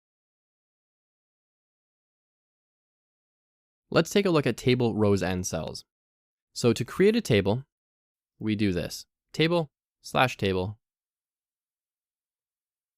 And that is all we really need to do to create a table. But inside of a table consists of two primary elements, a table row, and that's what TR stands for. TR is equal to a table row. And inside of each row, we have cells or table data cells. So a TD is equal to a table data cell. And so let's do TD tab, and let's create our first cell. First cell here.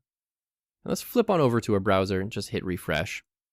We're going to see our first cell. We can't actually see it. We can inspect it if we wanted to. And we can see that we are in fact in a table, and our browser is smart enough to say, hey, there's actually supposed to be a body here.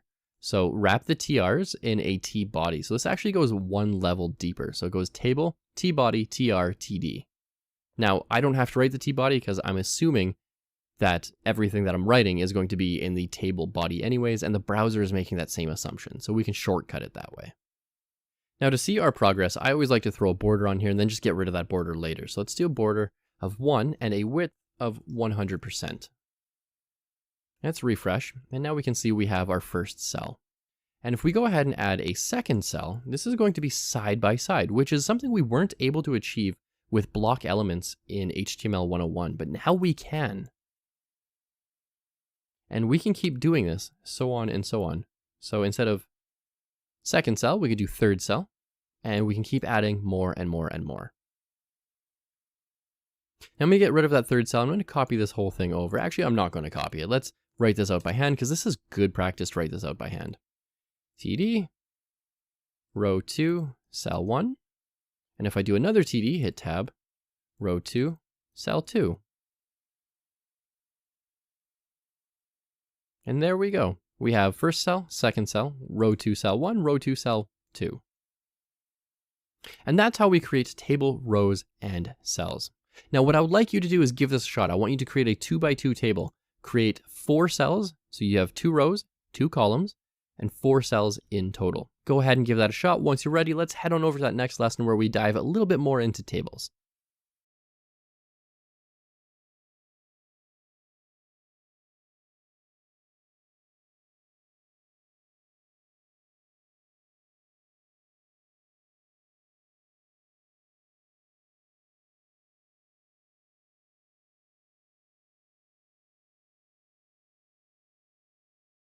Let's take a look at merging cells and rows.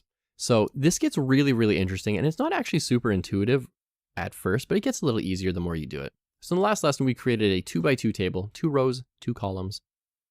In this one, we want to create a 3x3. So I'm going to do a table here, and I want to see my border. I want to see my progress here. And I'm going to change that width to 100%. Because I wanted to take up as much space on my page as possible. I don't really want to leave any extra space off to the right.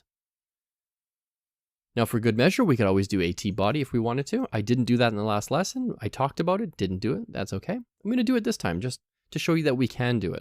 So we've got a table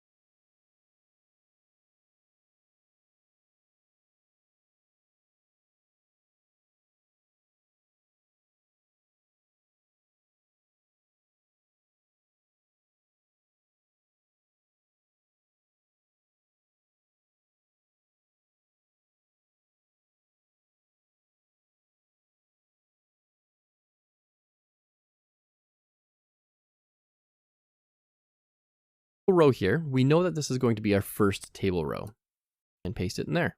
Control C, Control V.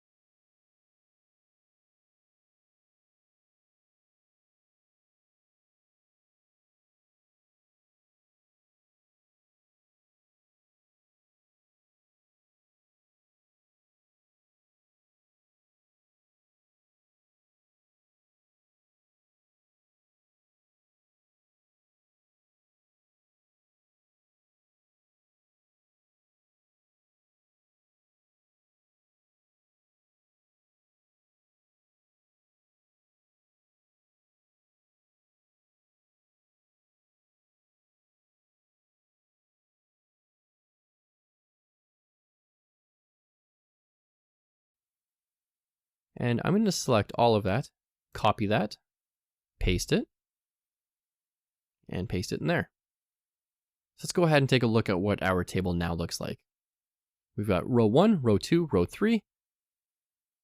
Or actually, those are columns. I got that backwards. So column 1, column 2, column 3, row 1, row 2, row 3.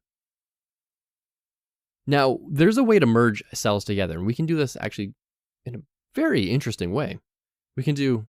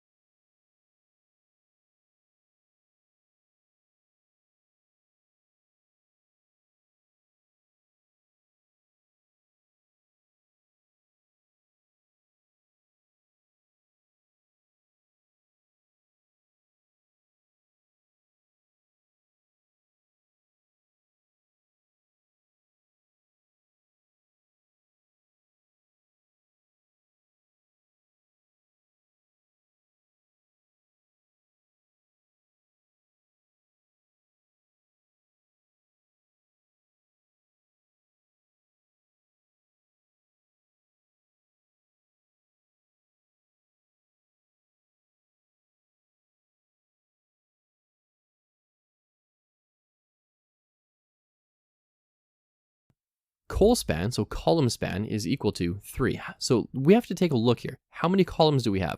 1, 2, 3. We can span 3 columns. But let's go ahead and save this and see what happens. This number 1 in row 1 takes up 3 spaces, but now there's 2 more cells in here. Now, if you ever see something like that, you can safely delete those extra cells because they're not needed. We said col span of 3, so take up 3 column widths. And then we also delete those extra, but now there's 2 more cells in here. Now, if you ever see something like that, how many columns do we have? 3.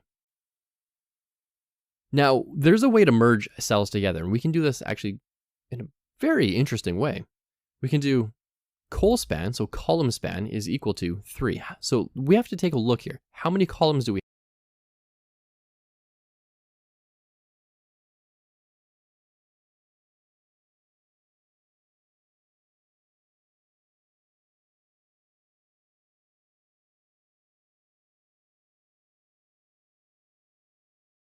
1, 2, 3. We can span 3 columns. But let's go ahead and save this and see what happens. This number 1 in row 1 takes up 3 spaces. We can do col span, so column span is equal to 3. So we have to take a look here. How many columns do we have? 1, 2, 3. We can span 3 columns. But let's go ahead and save this and see what happens. This number 1 in row 1 takes up 3 equal to 3. So col span, so let's take a look here. How many columns do we have? 1, 2, 3. We can span 3 columns. But let's go ahead and save this and see what happens. This number 1 in row 1 takes up 3 spaces, but now there's 2 more cells in here. Now, if you ever see something like that, you can safely delete those extra cells because they're not needed. We said col span of 3.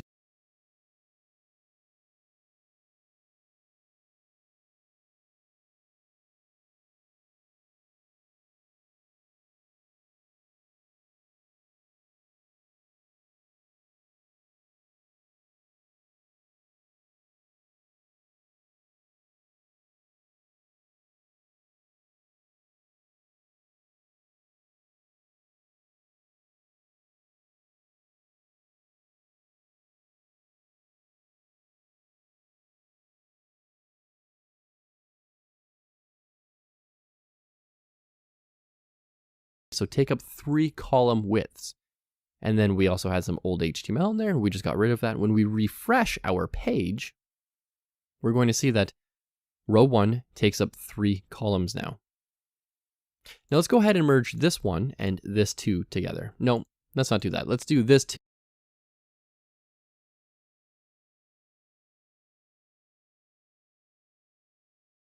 2 and this 3.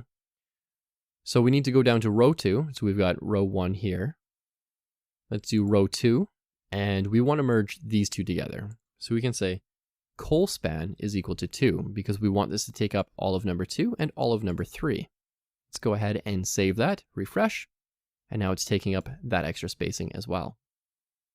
Now let's go ahead and merge this one, so row 2 cell 1 and row 3 cell 1. Let's go ahead and merge those together. So we can actually merge pieces of rows together as well. So in here, because we want to merge downwards, let's do a row span of 2. And let's see what this looks like if I don't adjust this. You can see it displaced another cell, which is not what we want. So we still have 1, 2, and 3 in row 3, and we don't want that. Let's go ahead and just delete that row 1 because we've got a 1 here, and we have a 1 here. We don't need both of them. Let's just delete this one. So delete, save, go back to our browser, refresh, and look at that. So we've got 3 column widths in our first row. Over here, we've got 2 column widths. In here, we have 2 row heights. And we do that with these attributes called row span and col span or column span. Now, this is going to be really important to your final project. So what I would like you to do is give this a shot. Do exactly what I did. Create a 3x3 table and then start merging rows and cells together and see how it displaces cells, and then try to delete the proper cells and just make it actually work the way you want it to work. Go ahead, give that a shot. If you get stuck, don't forget you can always ask questions down below or in the Facebook group called Learning to Code. There's over 56,000 members. We can help you within just a few minutes of posting a question. Go ahead, give that a shot, and I'll see you in the next lesson.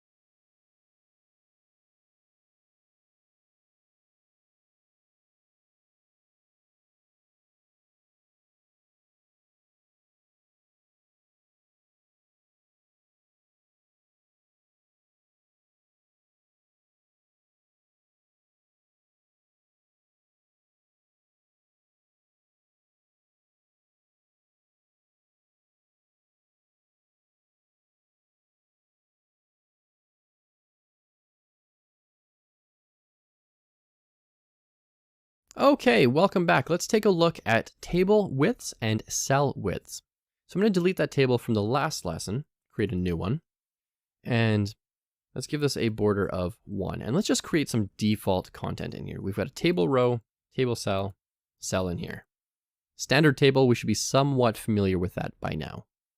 So if I go over to my browser, and this is from the last video, if I just refresh, I've got a cell in here. It's not taking up very much space. Maybe I want it to take up 50% of the space on this page. And so if I just zoom out, you can actually see it's super, super tiny. And what I can do is I can say width is equal to 50%.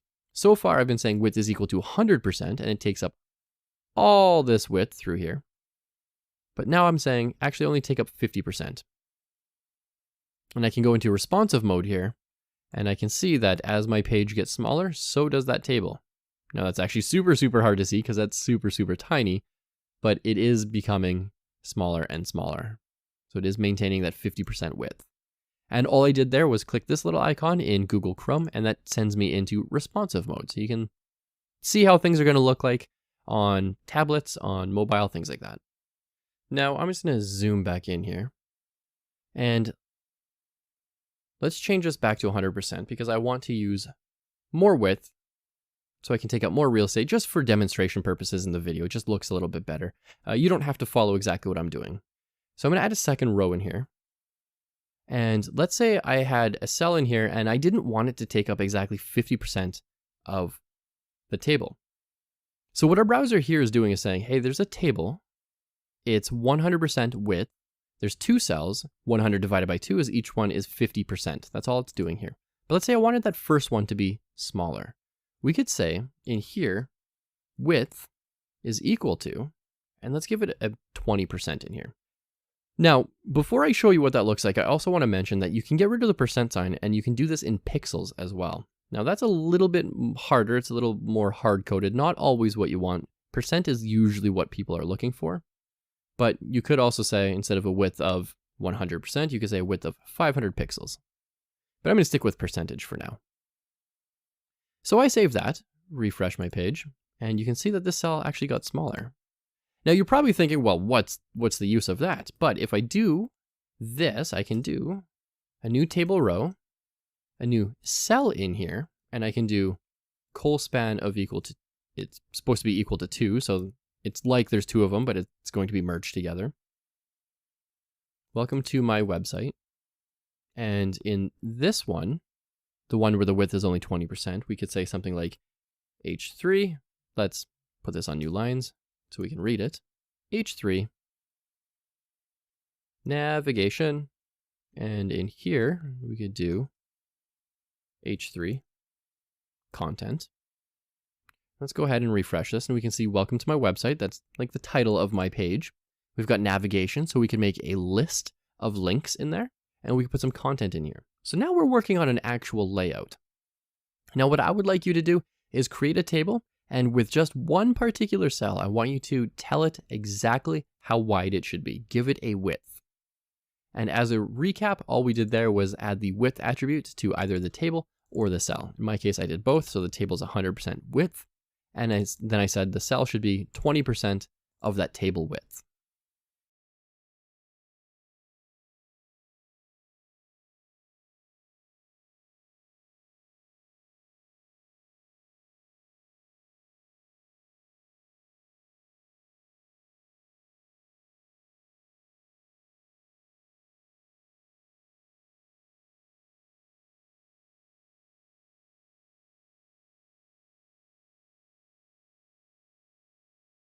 Okay, let's take a look at table headers. Now this one's actually super easy because we've been using the TD element for table data cell. Let's go ahead and use a table header, and all we do here is TH. And I'm going to change this to an HTML file. TH represents a header cell in a table. Let's go ahead and change the closing tag as well.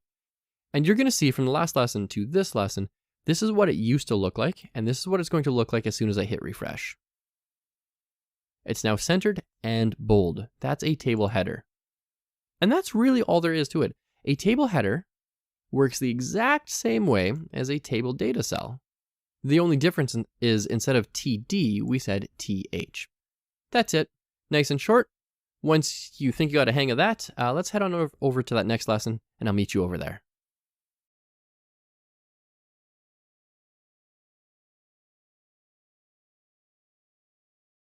Okie dokie, welcome back. Let's take a look at inline CSS. Now, we actually already covered this in the very first lesson, where we said style is equal to text decoration underline.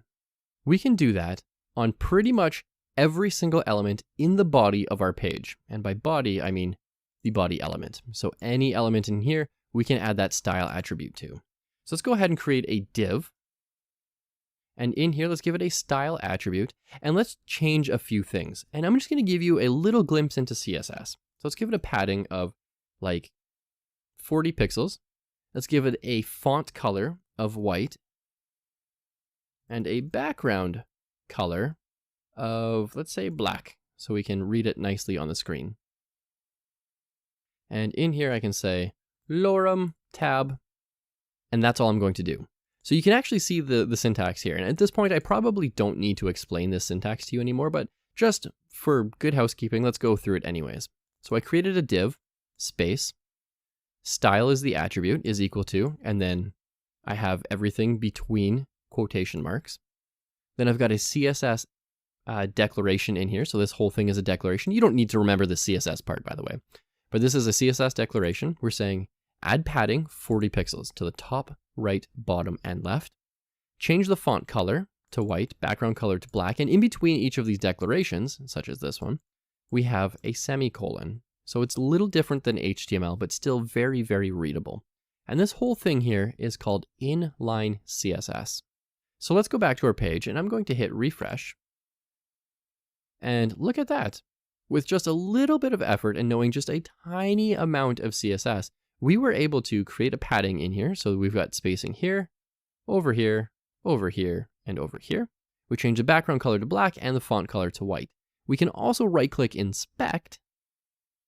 And if I click on this particular element, we can toggle these on and off. This is what padding does. We can change that padding to be higher or lower if we wanted to, which is what we're doing here.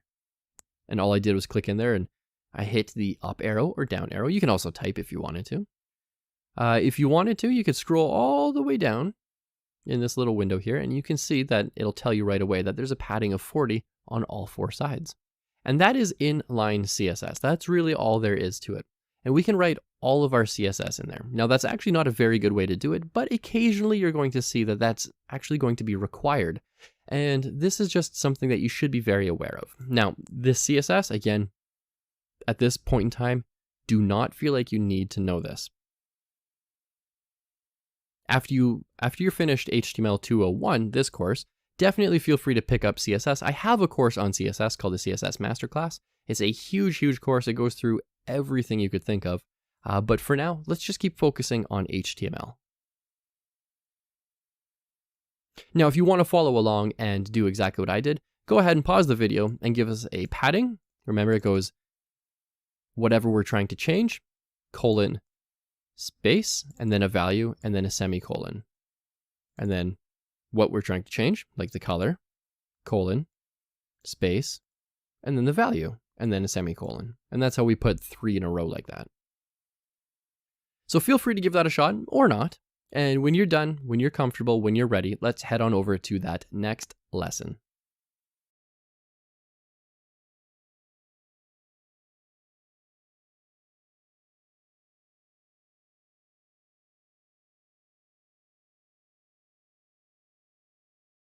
All right, as we dive more and more into HTML, we're going to end up transitioning a little bit more into CSS.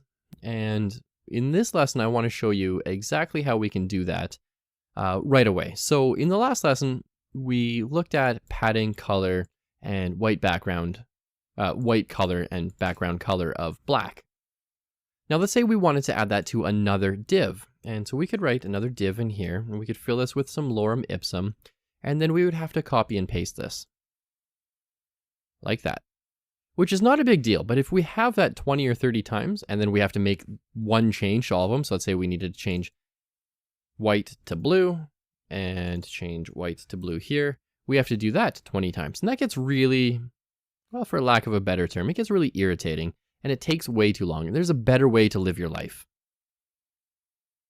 So I'm going to, first of all, create another div here, and these could just as easily be paragraphs. And let's go ahead and see what we have on our page. We've got a lorem ipsum, and a lorem ipsum. So we've got 1, 2, and 3. Now let's say I wanted to apply this styling to this third one, but not the second one. What we could do is we could actually pull this style attribute out into a style element. Now it just happens to be that they're named the same thing. You can't necessarily pull an attribute name out and turn it into an element and just hope that it works. But in this case we can, so it's just coincidence there. So what I'm going to do is I'm going to select all of that, delete it, come up here, paste that in my style. And so this is not going to do anything, but what I'm looking at here is reusability. So I have this div and I have this div, and I want to be able to give these three attributes, these three CSS attributes to both of them. And we can do this with a CSS class. And we can say class name here. I'm just going to select those three, move them back up, put them in there. And so this syntax looks a little weird. We're not going to spend too much time here, but the class starts with a dot, then the name. There's no spaces or anything in it. It is case sensitive, curly brackets, and then the stuff we put inside of our style attribute that we now put into a style element. And what we can do here is I'm going to copy this, but first and foremost, I want to show you that when I refresh the page, nothing happens. My console's not breaking. It's not complaining. I just have 3 divs with lorem ipsum in it. And what I want to do here is say, in this first one, class is equal to class name here. And you can see VS Code is trying to autofill that for me. And I could also do class is equal to class name here. And so instead of writing style is equal to padding is 40 pixels, color is white, background color is black, instead of writing that twice, we wrote it once. Looks a little different. And we said class is equal to class name here, class is equal to class name here. Now when I refresh my page, I save that and refresh the page, you'll see that it applies the styling to both sections for me. Now, careful with typos here because I'm using uppercase and lowercase characters here, but if you don't do it right, and I purposely typoed that one, it's not going to show up, but your console's not going to complain either. So you have to keep an eye out for that. Make sure you're typing things properly. If that means you type slower, that means you type slower. That's okay. Now the other thing with classes is we can add multiple classes. So we could add another class here, call it uppercase, and we could do text transform uppercase. Now I already know these because I write a lot of CSS in my day-to-day life. But VS Code is also pretty helpful here. So as soon as I typed text, you can see it's trying to give me all sorts of different options in here. There's a lot to CSS. Again, you don't need to memorize all of it if you don't really want to. You can always just figure out how to Google it. As long as you can figure out how to get the answer, that's what's important. But going back to classes. So I have a second class here. Again, class starts with a dot. That's what this means. It's a lot like saying dot is equal to, or up here, it's a lot like saying class is equal to. We just use dot as a shorthand sort of method. And then let's make one of these uppercase. And we can add uppercase to the second one. Now we need to add a space in here. If you don't add a space, it just looks like this. And your browser is going to think that the class name is called class name here uppercase. Like all one word. It's not. It's class name here, space, and then uppercase as well. And we can add more and more and more if we wanted to, as long as they actually do something. So I've got class name here, space, uppercase. And when I refresh this, we should see that this inherits the same styling, but should also be all uppercase. And look at that. It's like it's shouting at me. And that's all there is to really classes in HTML. A class is a reusable piece of code. It has this little dot here that says it's a class. It has this sort of syntax. Again, you don't need to know this part at this point in time. Please focus on the HTML. The HTML that we want to focus on is the attribute called class and how it works. We can have one class name, space, second class name, space, third class name, so on and so on and so on.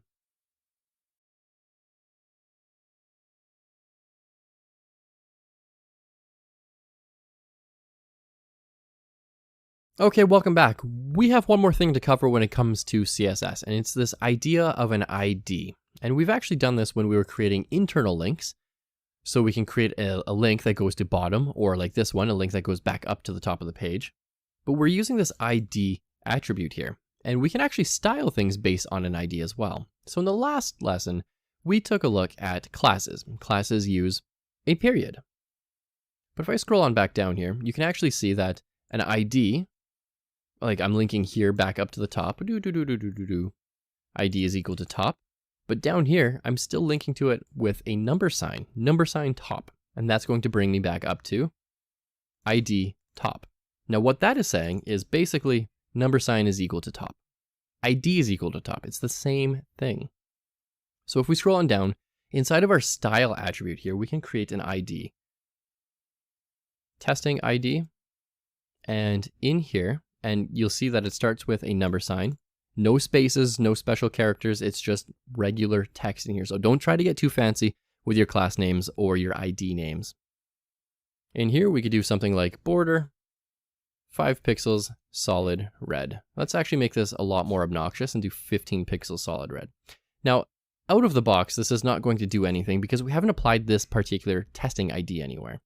Let's go ahead and add it to this middle one. So we've got 3 divs here. We've got a top div with class name here, bottom div with class name here and uppercase. And in the middle, we have ID is equal to, scroll up, testing ID. And you can see that these both match right here. Now, the thing with IDs is they are supposed to be 100% unique. Now, browsers don't always honor that, but JavaScript will always run into a problem if you have 2 IDs that are the same. So you don't really need to know what that means at this point in time, but what you do need to know is an ID is just like your driver's license. There should only ever be one copy of it. There should only ever be one version of it. That's your ID. So let's go back to our browser here, and when I hit refresh, we're going to see a 15 pixel red border around here. Just like that, super obnoxious. So just like classes, we can select things by IDs and then add styling to it. And that's where this ID attribute comes from. Now there's nothing to do here. Don't worry, you don't have to actually know all of this right now. You're going to get tons of experience with this in CSS and JavaScript when you go and learn those things. But for now, again, let's just keep focusing on HTML. It's just good to know that there's a class attribute and an ID attribute, and this is how it works. Oh, and one last thing, you don't add multiple IDs here. So like how we have class name here, and then a space and then uppercase, and that is selecting this stuff and this stuff. With an ID, we don't do that. With an ID, we just say there's one single thing in here. So we don't do testing ID and another one and another one. We don't do that. We just say there's one. So let that sink in for a couple of minutes. Feel free to meet me over in that next lesson, and we'll get back to HTML.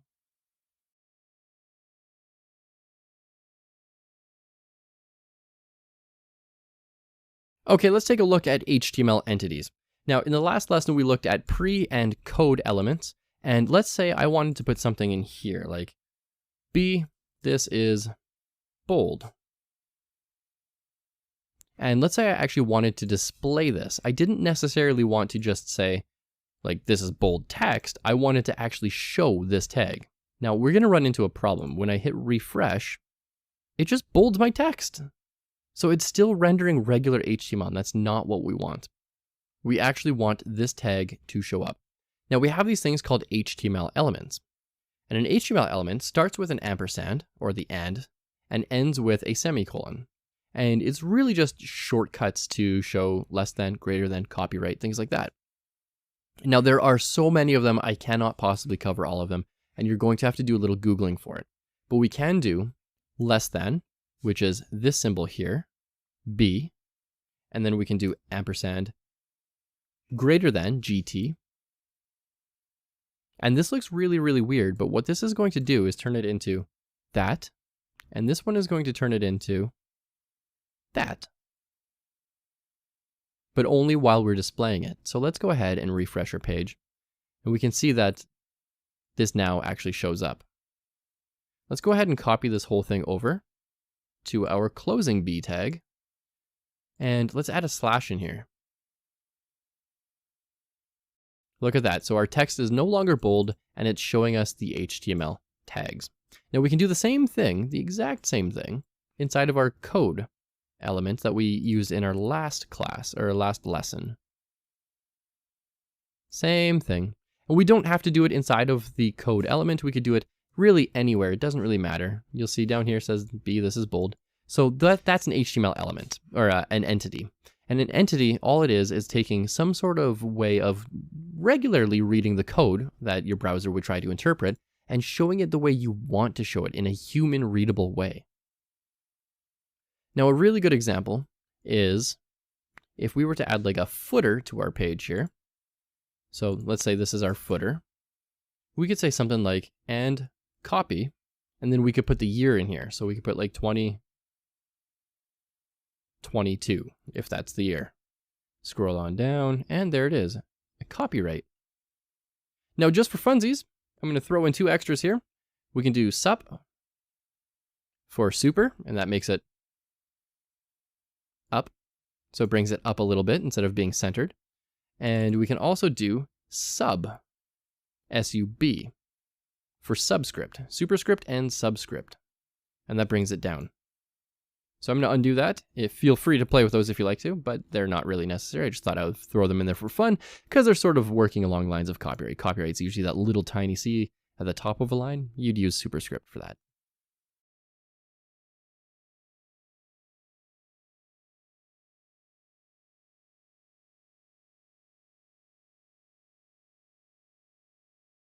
Okay, let's go ahead and look at drop-down options. Now this one is really interesting. I really like this one, but before we do that, let's clean this up just a touch because our form is looking a little bit gross, and I'll show you what this looks like before and after. So I'm going to add a bunch of divs in here, knowing that a div is a dummy element. It does absolutely nothing, but it is a block element, so it's going to sort of put these on their own lines. And let's do this as well, div. And this is what our form looked like at first. I'll zoom in here. This is what our form looked like at first, and when I refresh the page, that's on its own line, own line, own line. So that's a little bit better in my opinion. Let's go ahead and create one more div in here just so that we can have a select element. And this select element is pretty interesting. So what we can do is name, we can give it a name, selected underscore option. We don't need to give it an ID. And this one's interesting because it works a little differently than the input and text area. What this does is it allows us to use the option element where we can put a value and a text representation of that value in here. So value 1, and we can say this is value 1. We can do the same thing on a second line, value 2, and this is value 2. Let's go ahead and see what this looks like. This is a little drop down now. We can do this over and over and over again. I'll just make a bunch here. Not really a good example, but an example nonetheless. And we can select one of these. Now, the reason why we add a value in here plus the text representation of that value is because if I select value 1, submit this form, you can see up here it says selected option is equal to value 1. And that value 1 matches here. So when you submit your form, your server-side programming language like Python is going to read this value. It's going to say it is value 1. It's not going to look for this is value 1. It's going to be looking for just value 1. Now, we can also make things disabled, and we can also make things pre-selected. So let's go ahead and make a new option in here that's disabled by default. Option, value is going to be nothing, and let's say this is disabled is equal to disabled. Disabled, just like that. Let's go ahead and maybe throw this on a new line, just so it's a little more readable. And let's refresh our page. Zoom back in. We have an option here that's disabled. I cannot select it. I can select value 1 or 2, but not disabled. Now let's say I have an option in here that I always want to be selected by default. And say default is selected is the value. Selected by default is the text rep. Is selected is the value. Selected by default is the text representation of this value. And we can say selected is equal to selected.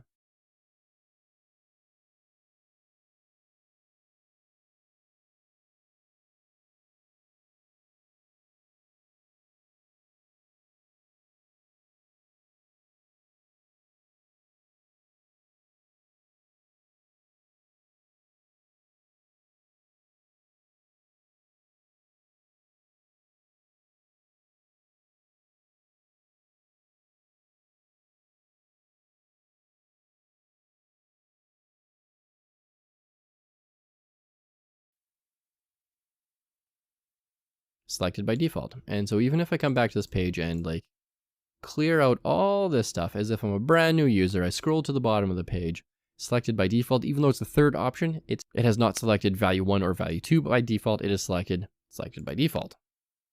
Now the last thing to know about these form fields is you can make them required. So let's say required and required.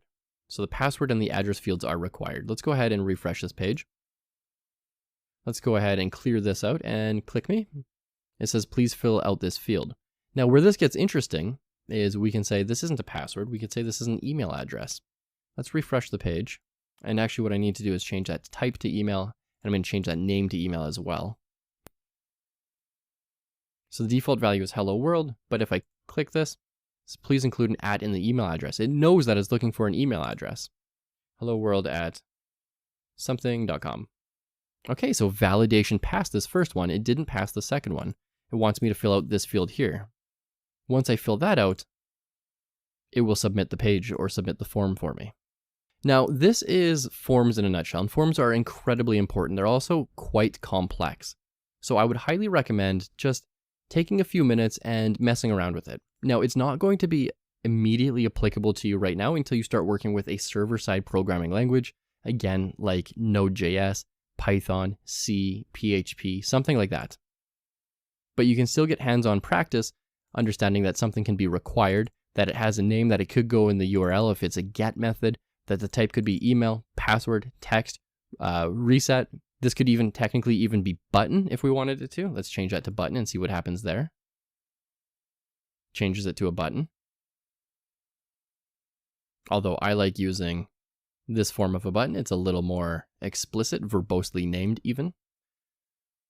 And yeah, so just give this a shot and play with it a little bit. Don't try to achieve anything in particular. Just try to break things. See what happens when you type cols is equal to 500 or 1. See if that looks any different. Or rows, or see if you can make this selected, the select element required as well. Go ahead and just play with that. There's no goal here, but I would say spend at least 10 minutes playing with this and just getting an idea of how this works, because these are incredibly important down the road.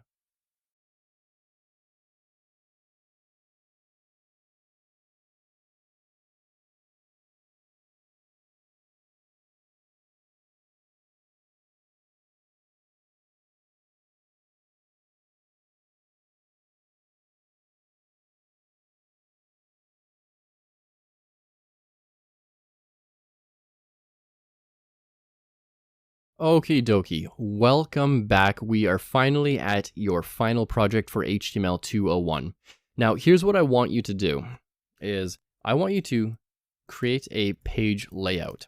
So I want you to have some sort of header, a navigation section, and a content section. And it has to have a layout, and it has to use tables, or a single table, multiple table. It doesn't matter. I'll leave that up to you. Your navigation should have at least one link to another existing page of yours. Your content area should have an image, a paragraph, a header, and a YouTube video. Lastly, your footer should have a copyright symbol and the year that you've created this page. So it could be like copyright 2020, copyright 2025. And then when you're done that, I would like you to take a screenshot of your page and share it with the rest of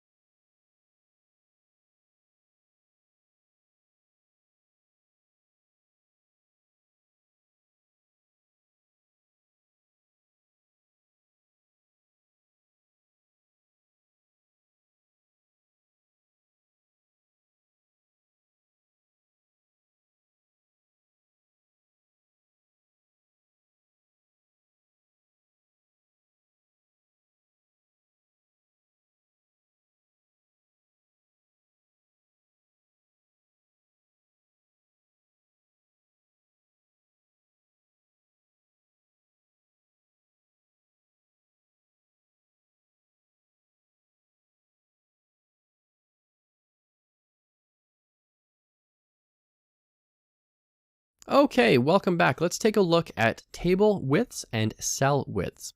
So I'm going to delete that table from the last lesson, create a new one, and let's give this a border of 1. And let's just create some default content in here. We've got a table row, table cell, cell in here. Standard table, we should be somewhat familiar with that by now. So if I go over to my browser, and this is from the last video, if I just refresh, I've got a cell in here. It's not taking up very much space. Maybe I want it to take up 50% of the space on this page. And so if I just zoom out, you can actually see it's super, super tiny. And what I can do is I can say width is equal to 50%. So far, I've been saying width is equal to 100%, and it takes up all this width through here. But now I'm saying actually only take up 50%. And I can go into responsive mode here, and I can see that as my page gets smaller, so does that table. Now that's actually super, super hard to see because that's super, super tiny, but it is becoming smaller and smaller. So it is maintaining that 50% width. And all I did there was click this little icon in Google Chrome, and that sends me into responsive mode. So you can see how things are going to look like on tablets, on mobile, things like that. Now I'm just going to zoom back in here, and let's change this back to 100% because I want to use more width so I can take up more real estate just for demonstration purposes in the video. It just looks a little bit better. You don't have to follow exactly what I'm doing. So I'm going to add a second row in here. And let's say I had a cell in here and I didn't want it to take up exactly 50% of the table. So what our browser here is doing is saying, hey, there's a table. It's 100% width. There's 2 cells. 100 divided by 2 is each one is 50%. That's all it's doing here. But let's say I wanted that first one to be smaller. We could say in here, width is equal to, and let's give it a 20% in here. Now, before I show you what that looks like, I also want to mention that you can get rid of the percent sign and you can do this in pixels as well. Now that's a little bit harder. It's a little more hard-coded, not always what you want. Percent is usually what people are looking for. But you could also say, instead of a width of 100%, you could say a width of 500 pixels. But I'm going to stick with percentage for now. So I save that, refresh my page, and you can see that this cell actually got smaller. Now you're probably thinking, well, what's the use of that? But if I do this, I can do a new table row, a new cell in here, and I can do colspan of equal to, it's supposed to be equal to 2, so it's like there's 2 of them, but it's going to be merged together. Welcome to my website. And in this one, the one where the width is only 20%, we could say something like H3. Let's put this on new lines so we can read it. H3, navigation, and in here we could do H3, content. Let's go ahead and refresh this, and we can see welcome to my website. That's like the title of my page. We've got navigation, so we can make a list of links in there, and we can put some content in here. So now we're working on an actual layout. Now what I would like you to do is create a table, and with just one particular cell, I want you to tell it exactly how wide it should be. Give it a width. And as a recap, all we did there was add the width attribute to either the table. Oh, it's with me. And if I don't, my name is Caleb Tallene. The last width is still going to be just in case the have and it start working. Lastly, we have some content in here. Unwelcome. Lastly, we have some content in here.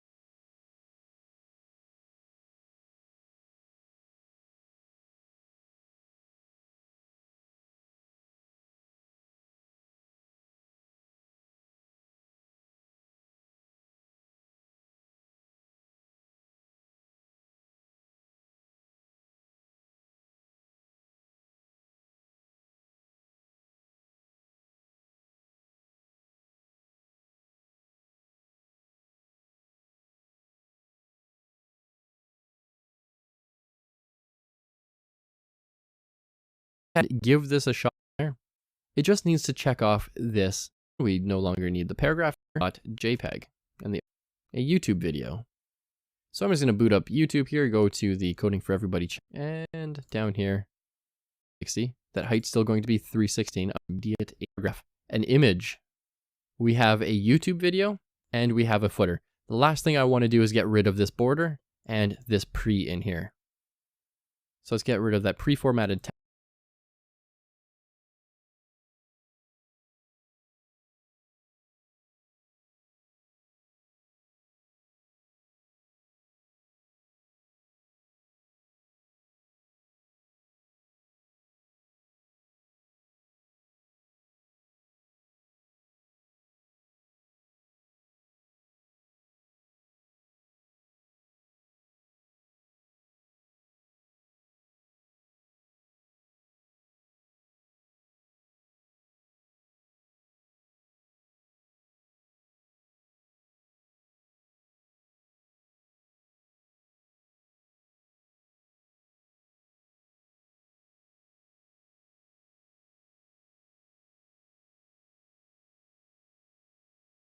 Okie dokie, let's take a look at one cool thing here. So while you're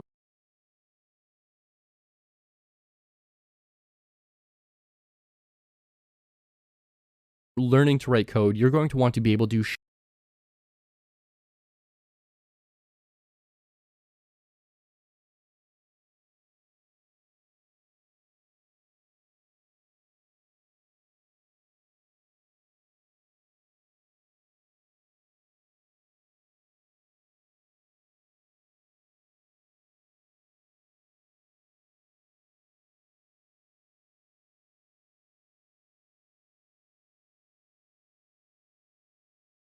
okay, and this actually fresh. All these different spaces in here. I can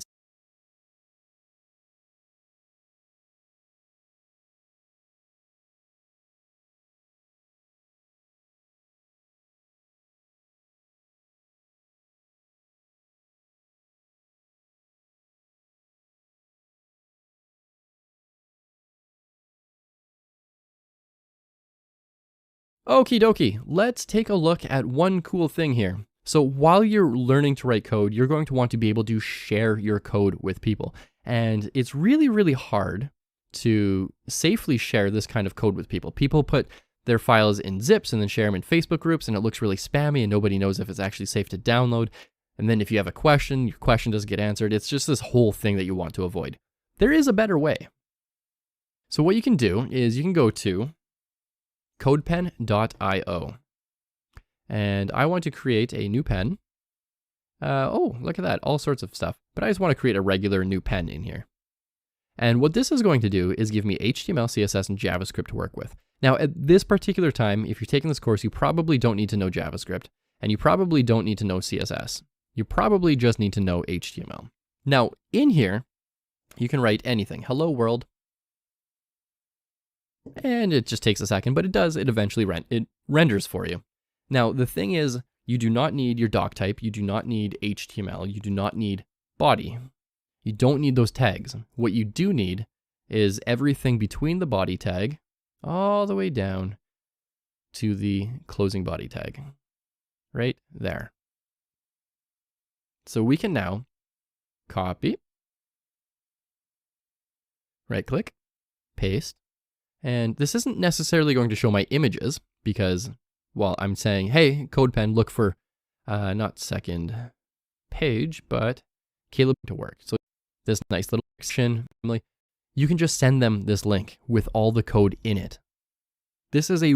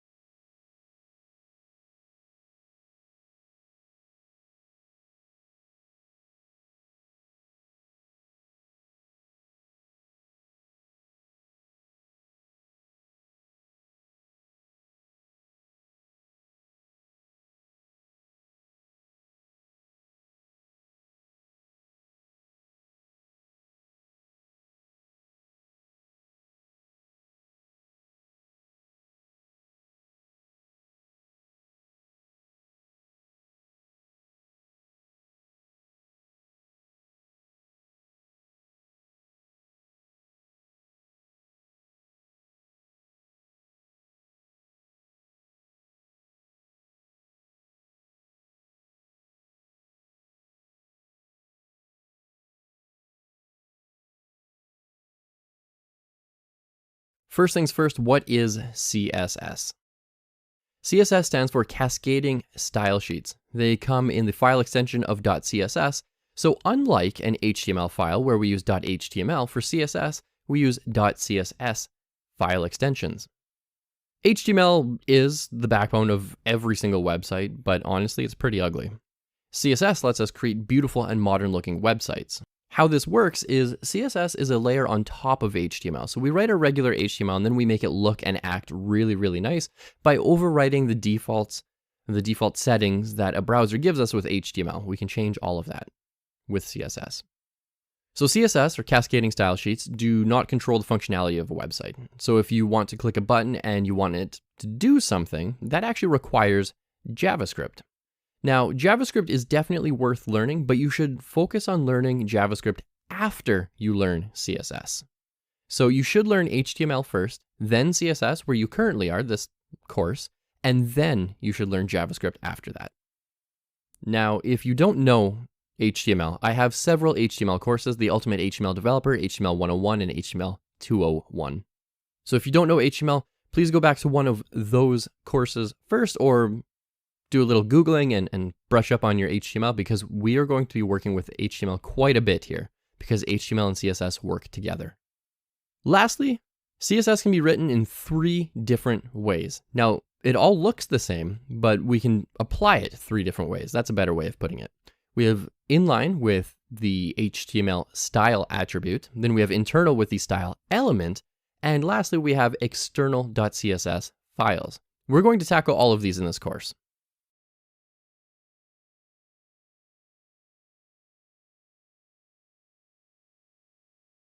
How does CSS work? In HTML 101 and HTML 201 courses, we talked about the different browser rendering engines. So your browser does 3 primary things. Well, it does a lot of things, but when it comes to rendering content, it does 3 primary things. It renders your HTML, it renders your CSS, and it renders your JavaScript. And in this course, we're going to be using HTML and CSS, so it's going to be using the HTML and CSS engines. And just as a little recap, these engines have different rules. So your HTML looks a lot different from your CSS, and your CSS looks a lot different from JavaScript. They have different rules, so we write code differently. And this is the same right across all programming languages, and this is called syntax. We'll talk more about CSS syntax in just a little bit. So CSS is really just a layer on top of HTML. We'll always need to write HTML to make a website, so technically CSS is optional. You don't need to know CSS in order to get a website on the internet. However, and I would argue this, if you want to make a modern looking website, CSS is not optional. You need to know it. Otherwise, your website's going to look like it's from 1997. So as a fun little experiment, go and Google the Space Jam website. It looks like it's from 1997, 1996, somewhere around there. Now, if you want to break into web development for a job, or you want to be a contractor, make a little side money, you 100% absolutely will need to know CSS, and you'll need to be pretty good at it. And this course is the perfect guide to getting started with CSS.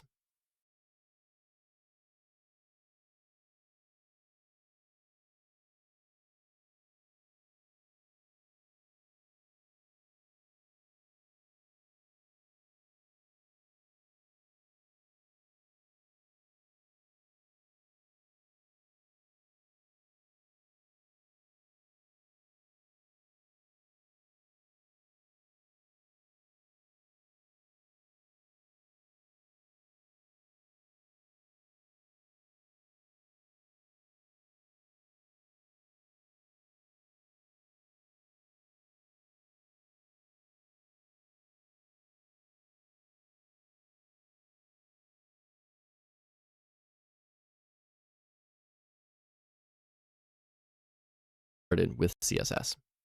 Moving through this CSS 101 course, we will tackle the basics and most commonly used attributes.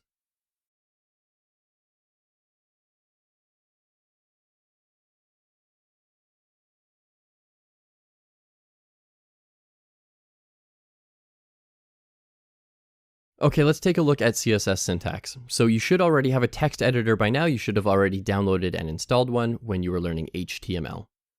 And so I'm going to open up my text editor called Visual Studio Code. And what I'm going to do is go to File, Open, and I'm going to open up an entire folder here. And I already have an index.html file. It's completely empty. There's nothing in it. And we can see all this did was give me a little sidebar here called Explorer. You can always go to, I believe it's View and then Explorer to turn this on if it's not there. You do have to open up an entire folder for this though. And I can open up this index.html file and do HTML:5, hit Tab, and it just fills everything that I need for me, which is really nice. And again, this is something we covered in HTML. So what I'm going to do is just ignore this stuff for now. And this is set to a Django template. Let's change this to HTML. And let's take a look at the CSS syntax. So there's two primary ways of writing CSS. You can write it right on an element doing the style attribute. You can say style color is equal to red. We'll talk about what color red and all that stuff is in just a little bit. Or you can, in your head section, write a style element. And in here, this is where you're going to write most of your CSS. It's going to look a lot like this anyways. So you have some sort of selector, and I'm going to make this even bigger here. You have some sort of selector, curly brace, the property name, colon, and then whatever the value is going to be, semicolon. And then if you wanted a second one, you could do like property2, colon, value2, semicolon. And so this fella here is always your selector. And from here all the way to here, this is called a declaration, where you have a property, a colon, a value, and then a semicolon. And always make sure you have that semicolon. And so this is what your declaration looks like. So whenever I say declaration, I'm talking about a property and a value together. So as an example, we could just go ahead and delete this, and we could say body, and that's going to target this body element. We'll talk about selectors and stuff a little bit later. I just want to show you what this looks like for now. Curly brace, we can put it on a new line if we wanted to, and we could say something like background color is equal to black. And let's go ahead and get rid of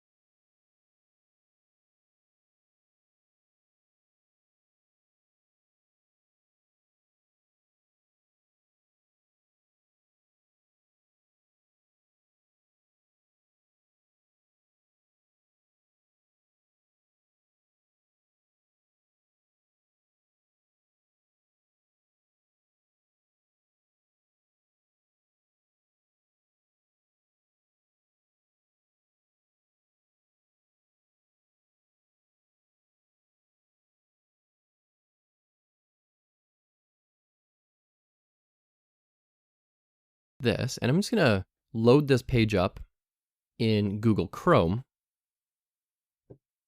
by going to File, Open File. I'm going to go to my desktop here, go to CSS 101, open up that index file that we were just working on, and we're going to see this background color is all black. And usually by default, it's white. And so this is what CSS does. It lets us do little things like this. So there's nothing to do, nothing to learn. I just really wanted to show you what the syntax looks like. Really, it's just some sort of selector. You're going to select like your body element, curly brace, closing curly brace, and between it we have a declaration, and a declaration is made of some sort of property type. Then it has a colon, and then some sort of value, and then a semicolon. And we could put another one on here on a second line. Color is equal to red if we wanted to. And then we could put a third one here, third value, and we could do this on and on and on. So again, nothing to learn. Let's go ahead and get started with that next lesson where we actually start diving into CSS a little bit more and get a little more hands-on with this.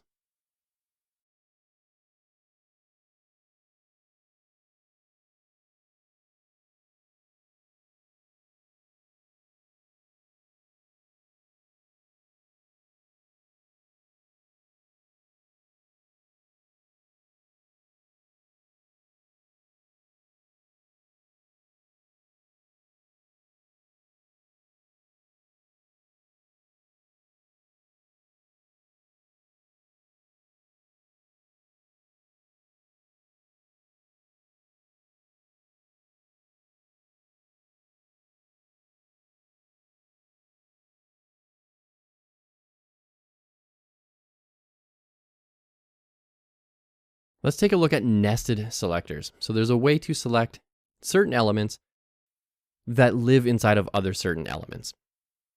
So I'm just deleting this code here, and what I'm going to do is create an example. I'm going to create a div, and in that div, I'm going to have a paragraph. So I type P, Emmet abbreviation shows up. I can now hit tab. Let's throw some lorem ipsum in here. And I'm going to also create another part that says this is bold. And I'm going to make this bold as well. So B. So strong. Let's go ahead, select that. Cut, move to the end of the line, paste. And let's make something in here bold as well. Let's go ahead, select that. Cut, move to the end of the line, paste. And let's make something in here bold as well. Strong. Go to bold. And I'm going to make this bold as well. So B. So strong. Let's go ahead, select that. Cut, move to the end of the line, paste. And let's make something in here bold as well.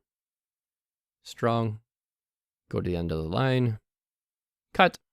And let's go down here. Paste. And what this looks like is this. We have a paragraph with some bold text, and then we've got some text outside of a paragraph. Look at this code real quick. This stuff is outside of a paragraph. It's inside the div, but it's outside of the paragraph. So we've got a paragraph here with an inline strong. Now let's say we just wanted to target me. Let's change this to target me. Well, currently, we know a few different ways of doing this. We could select all of the strong elements. We could give it a class. We could give it a class called selected if we wanted to, or we could add an ID of selected.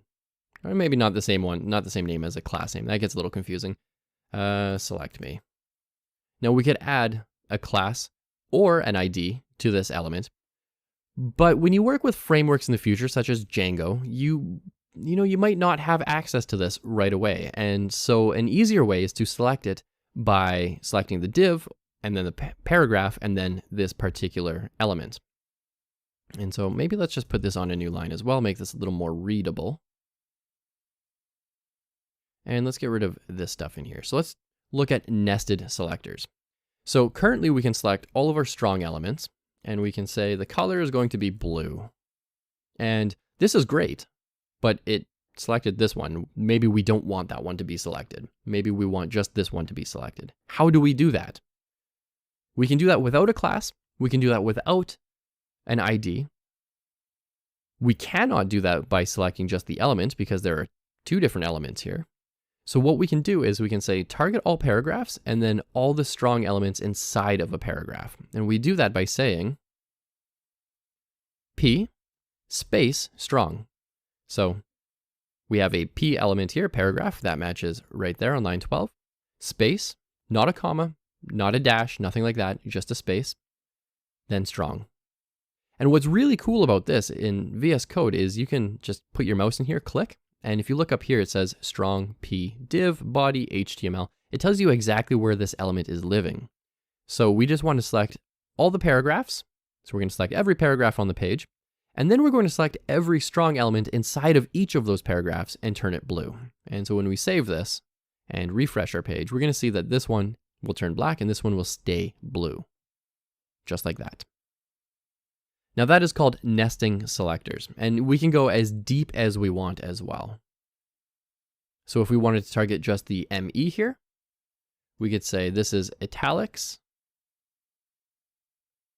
And if we wanted to target just this one, we could say select all the paragraphs on the page, select all the strong elements inside of each paragraph, and then select all the I elements inside of each strong element.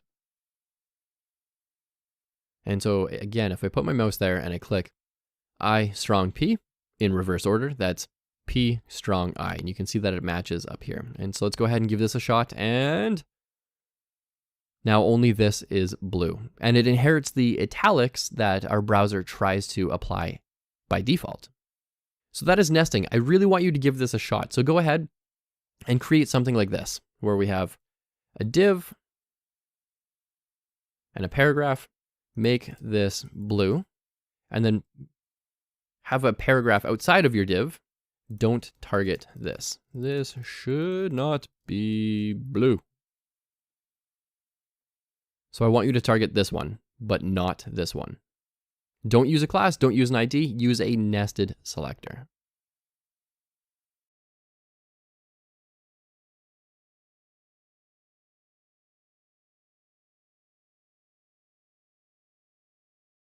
Give this a shot. So go ahead and create something like this, where we have a div and a paragraph. Make this blue, and then have a paragraph outside of your div. Don't target this. This should not be blue.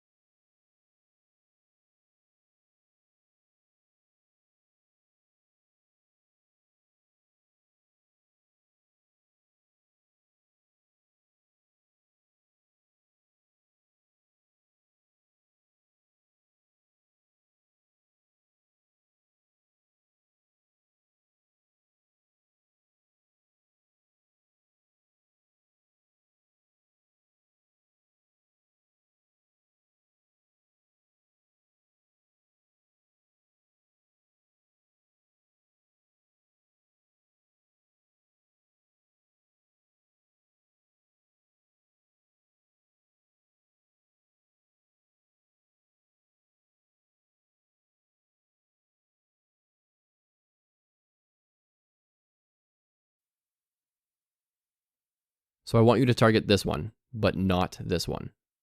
Don't use a class, don't use an ID, use a nested selector.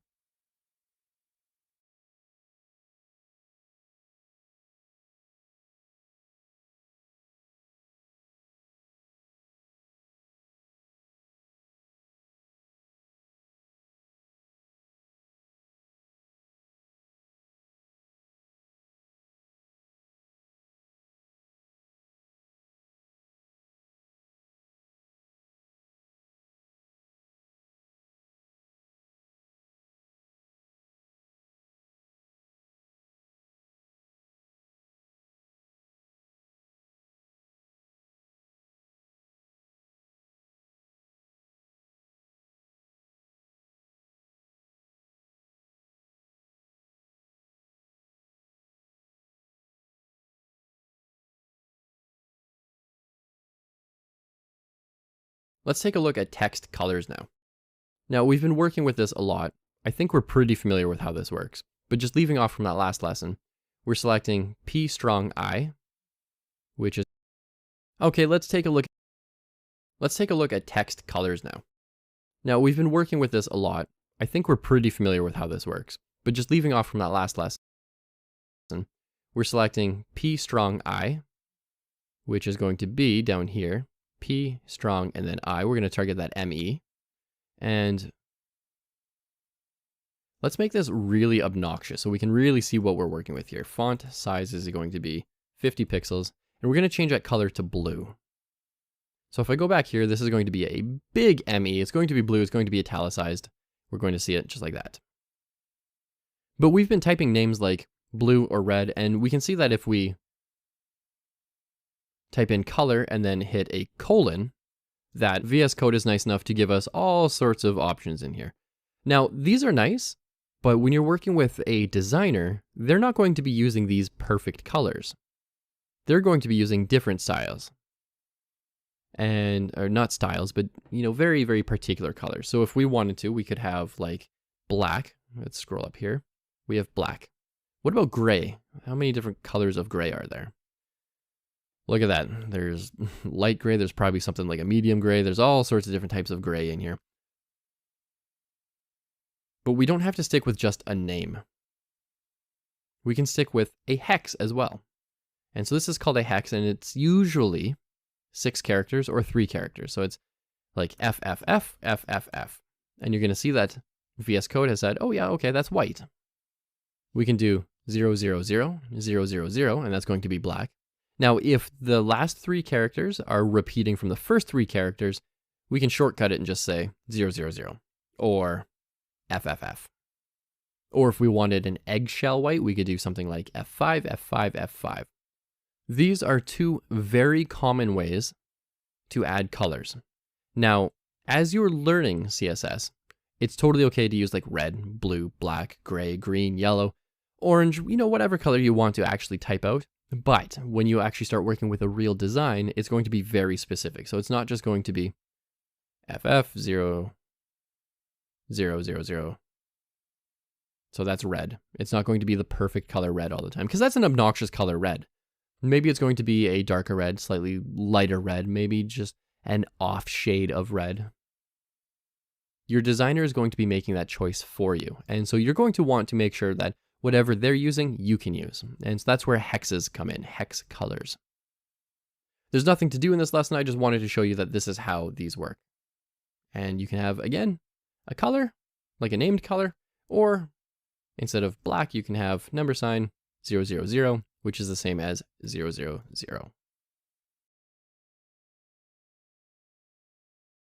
Okay, let's take a look at different color types. In the last lesson, we looked at named colors and hexes, but there's another one. Actually, there's a few of them. But the 3 you're going to be using for the most part are named colors, hex colors, and RGB/RGBA. And I'm going to show you what RGB and RGBA are in this lesson. So first things first, I just have a blank document here. Let's go ahead and create an H1, just because it's nice large text. And it's going to say change my color. And when I refresh my page, it just says change my color. So nothing fancy. Now I can select this H1, and I can say color is equal to blue. And it changes it to blue. Or I can say red, changes it to red. Or I can say change it to FF0000. That's enough, yep. And so that changes it to red. Again, nothing changes. Now there's also another way to do this. We can do RGBA. So RGB or RGBA. So RGB is red, green, blue, and RGBA is red, green, blue, alpha. And let's do RGB first. So let's change this color to 125, that's red, 125 blue, and 125 green. I did that backwards. Red, green, blue, nailed it. And so let's see what 125 is. Now the highest number you can go to is 255, so make sure it's between 0 and 255. Let's go ahead and see what this looks like now. It's a shade of gray. It's about 50% gray. You're going to see this a lot as well, mostly when you're dealing with base colors like black, for instance. So 0, 0, 0, black is the absence of color in science, and that means 0 red, 0 green, 0 blue. Changes it back to black. Now, if we wanted to make this transparent a little bit, we could do RGBA, and as that fourth parameter here, we could say comma, and then instead of like 50%, we use a decimal. And so let's do 0.5, and that's 50%. And this is just like grade 7 mathematics, something like that, where 1 is equal to 100%, 0 is equal to 0%, 0.5 is equal to 50%. So this is going to be black, but it's going to be 50% see-through. So it's going to look gray, just like that. Now let's go ahead and change that background color of the body. We can say body, background color, and let's change this to red. And we're going to see that this probably isn't going to look gray anymore. It kind of looks a little bit see-through. So it kind of looks like a darker red just because it's black, but it's 50% see-through. And so it takes on the color that's behind it. Now again, when you're working with designers in the future, they're going to be using RGBA a lot just because that alpha, that transparency, is really, really nice to work with. What I would like you to do is give this a shot. Use RGB and then RGBA. You might have to Google a couple of different colors. You can Google like, what is the color yellow in RGB? And then you can change the alpha with RGBA.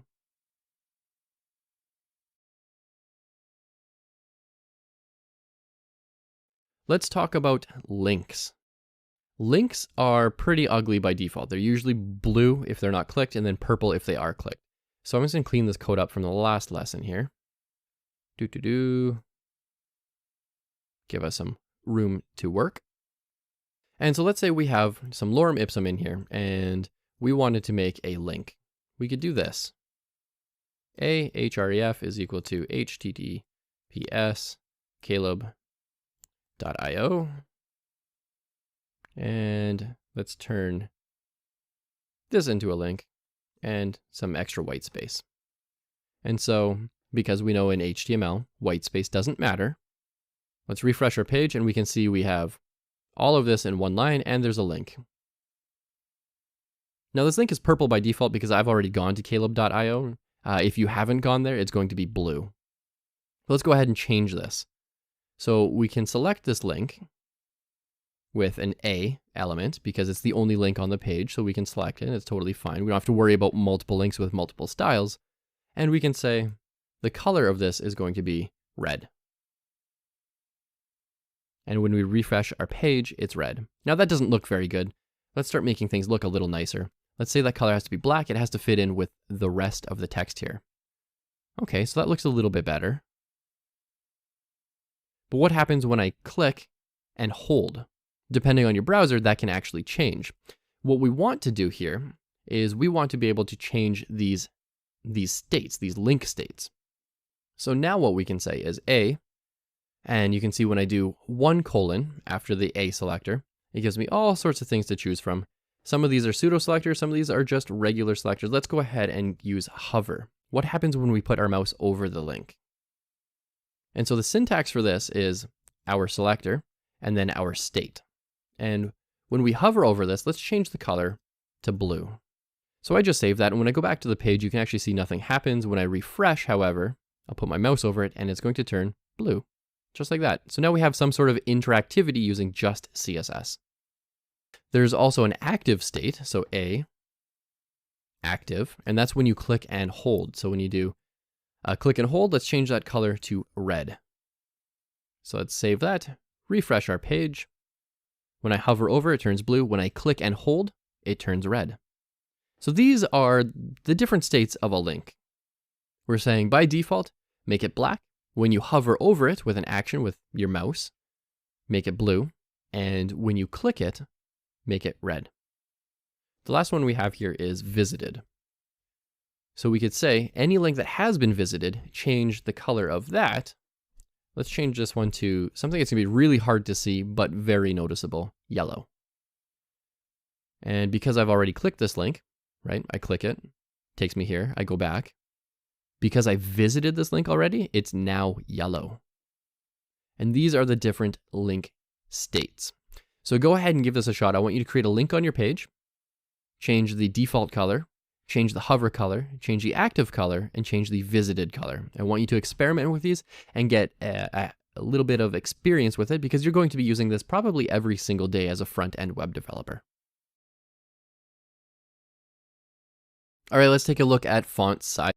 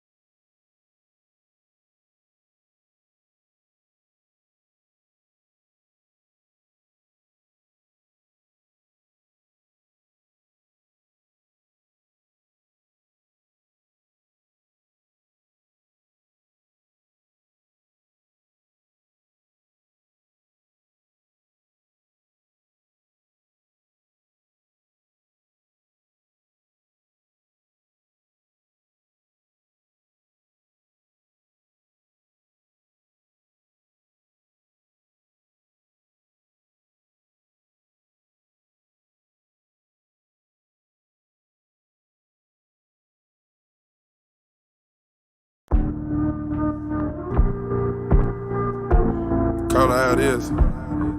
Hendrix. I promise I swear. On everybody. Yo. Percocet. Miley Percocet. Percocet. Miley Percocet. Rep the set. Gotta rep the set. Chase a chick. Never chase a bitch. Chase no bitch. Mask on. Fuck it, mask on. Mask on. Fuck it, mask on. Percocet. Miley Percocet. Chase a chick. Never chase a bitch. Chase no bitch. 2 cups. Toast up with the gang. From food stamps to a whole nother domain. Out the bottle. I'm a living proof. Ain't compromising. $500,000 on the coupe. Drug houses. Looking like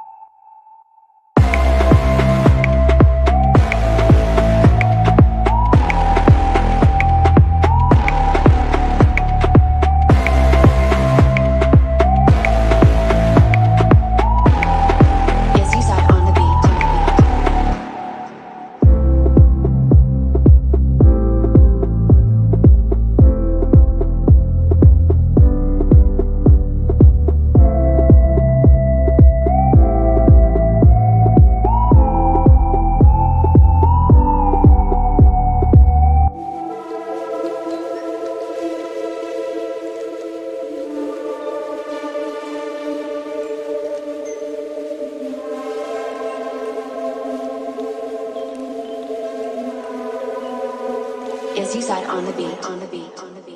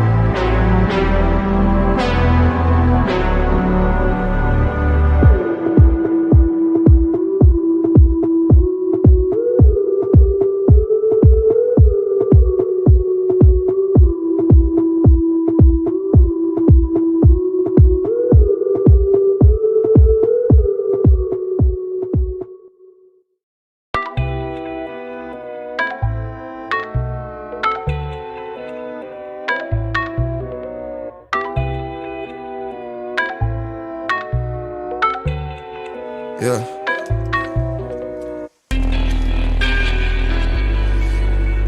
$7:30 in the night. Ooh. I get those goosebumps every time, yeah. You come around, yeah. You ease my mind, you make everything feel fine. Worry about those comments, I'm way too numb, yeah. It's way too dumb, yeah. I get those goosebumps every time. I need the Heimlich, throw that to the side, yeah. I get those goosebumps every time, yeah. When you're not around, when you throw that to the side, yeah. I get those goosebumps every time, yeah. 713 through the 281, yeah, I'm riding. Why they on me? Why they on me? I'm flying, sipping low key. I'm sipping low key at Onyx, find a rider. When I'm pulling up right beside you, pop star Lil Mariah. When I text kick game wireless, throw a stack on the Bible. Never Snapchat or took Molly. She fall through plenty, her and all her guineas. Yeah, we at the top floor, right there off Duini. Yeah, oh no, I can't fuck with y'all. Yeah, when I'm with my squad, I cannot do no wrong. Yeah, saucepan in the city, don't get misinformed. Yeah, they gon' pull up on you. Yeah, we gon' do some things you can't relate. Yeah, cause we from a place you cannot stay. Or you can't go, or I don't know.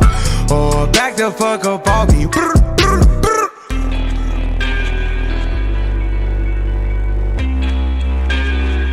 I get those goosebumps every time, yeah. You come around, yeah. You ease my mind, you make everything feel fine. Worry about those comments, I'm way too numb, yeah. It's way too dumb, yeah. I get those goosebumps every time. I need the Heimlich, throw that to the side, yeah. I get those goosebumps every time, yeah. When you're not around, when you throw that to the side, yeah. I get those goosebumps every time. I wanna press my line, yeah. I wanna press my. I wanna green like I wanna be like I wanna press my line, yeah. I wanna take that ride, yeah. I'm gonna press my line. I wanna green like I wanna be like I wanna press my. Mama dear, spare your feelings. I'm reliving moments, feeling more residual. I can buy the building, burn the building, take your bitch, rebuild the building just to fuck some more. I can justify my love for you and touch the sky, forgot to stop the bidding war. Put the pussy on the pedestal, put the pussy on the high horse. That pussy to die for, that pussy to die for. He the piper, pick the peppers. I can pick your brain and put your heart together. We depart the shady parts and party hard. The diamond yours, the coup forever. My best shot just might shoot forever like. I get those goosebumps every time, yeah. You come around, yeah. You ease my mind, you make everything feel fine. Worry about those comments, I'm way too numb, yeah. It's way too dumb, yeah. I get those goosebumps every time. I need the Heimlich, throw that to the side, yeah. I get those goosebumps every time, yeah. When you're not around, when you throw that to the side, yeah. those goosebumps every time.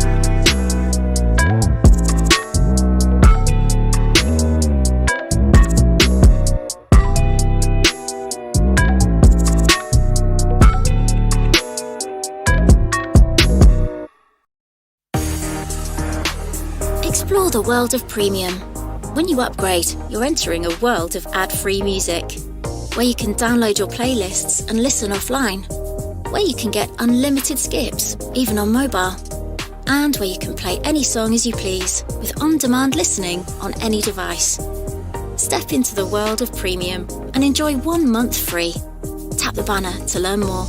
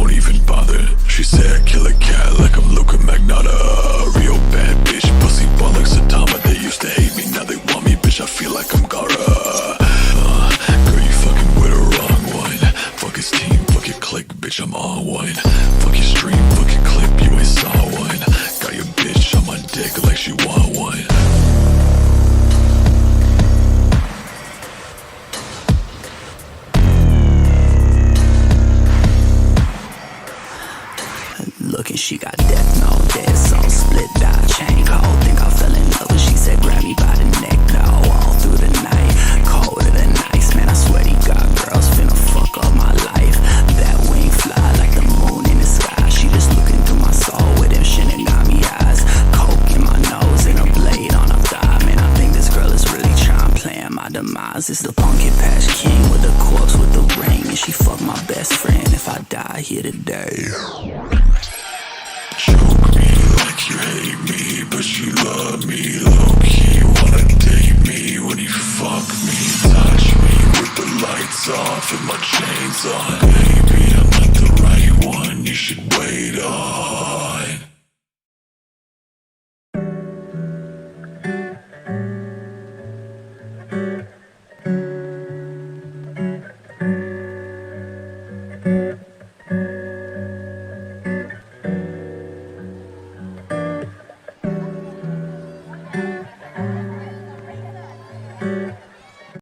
Through a message filled with things I choke me like you hate me, but you love me low-key. Wanna date me when you fuck me. Touch me with the lights off and my chains on. Baby, I'm not the right one, you should wait on. She a freak, little bad hoe. Guess but told me kill it, I said let me grab my death note. She put me in like a lasso, saying that she know me, I don't even know I had though. Ain't no daddy issues that I won't even bother.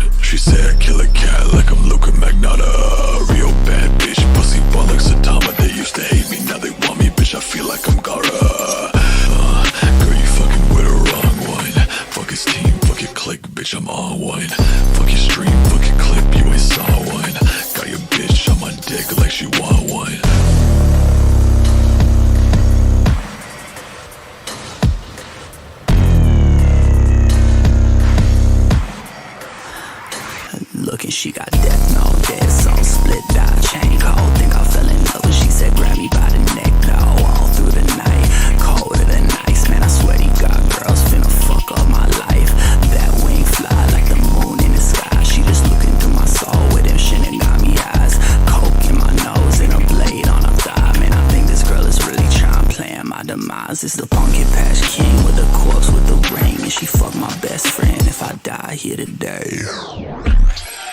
Choke me like you hate me, but you love me low-key. Wanna date me when you fuck me, touch me with the lights off and my chains on. Baby, I'm not the right one, you should wait on.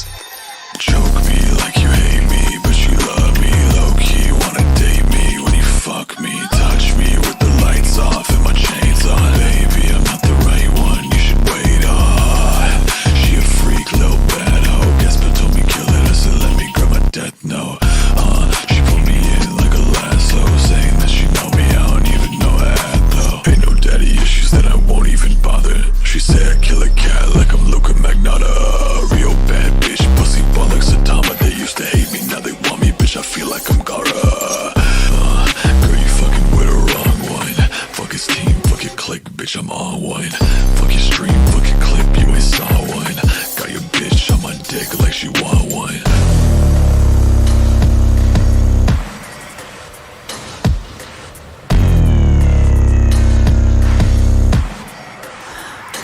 Looking, she got death, no dead soul, split dot, chain cold. Think I fell in love when she said grab me by the neck, though. All through the night, colder than ice, man. I swear to God, girls finna fuck up my life. That wing fly like the moon in the sky. She just looking through my soul with them Shinigami eyes. Coke in my nose and a blade on her thigh. Man, I think this girl is really trying playing my demise. It's the pumpkin patch king with the corpse with the ring, and she fuck my best friend if I die here today. Choke me like you hate me, but you love me low-key. Wanna date me when you fuck me.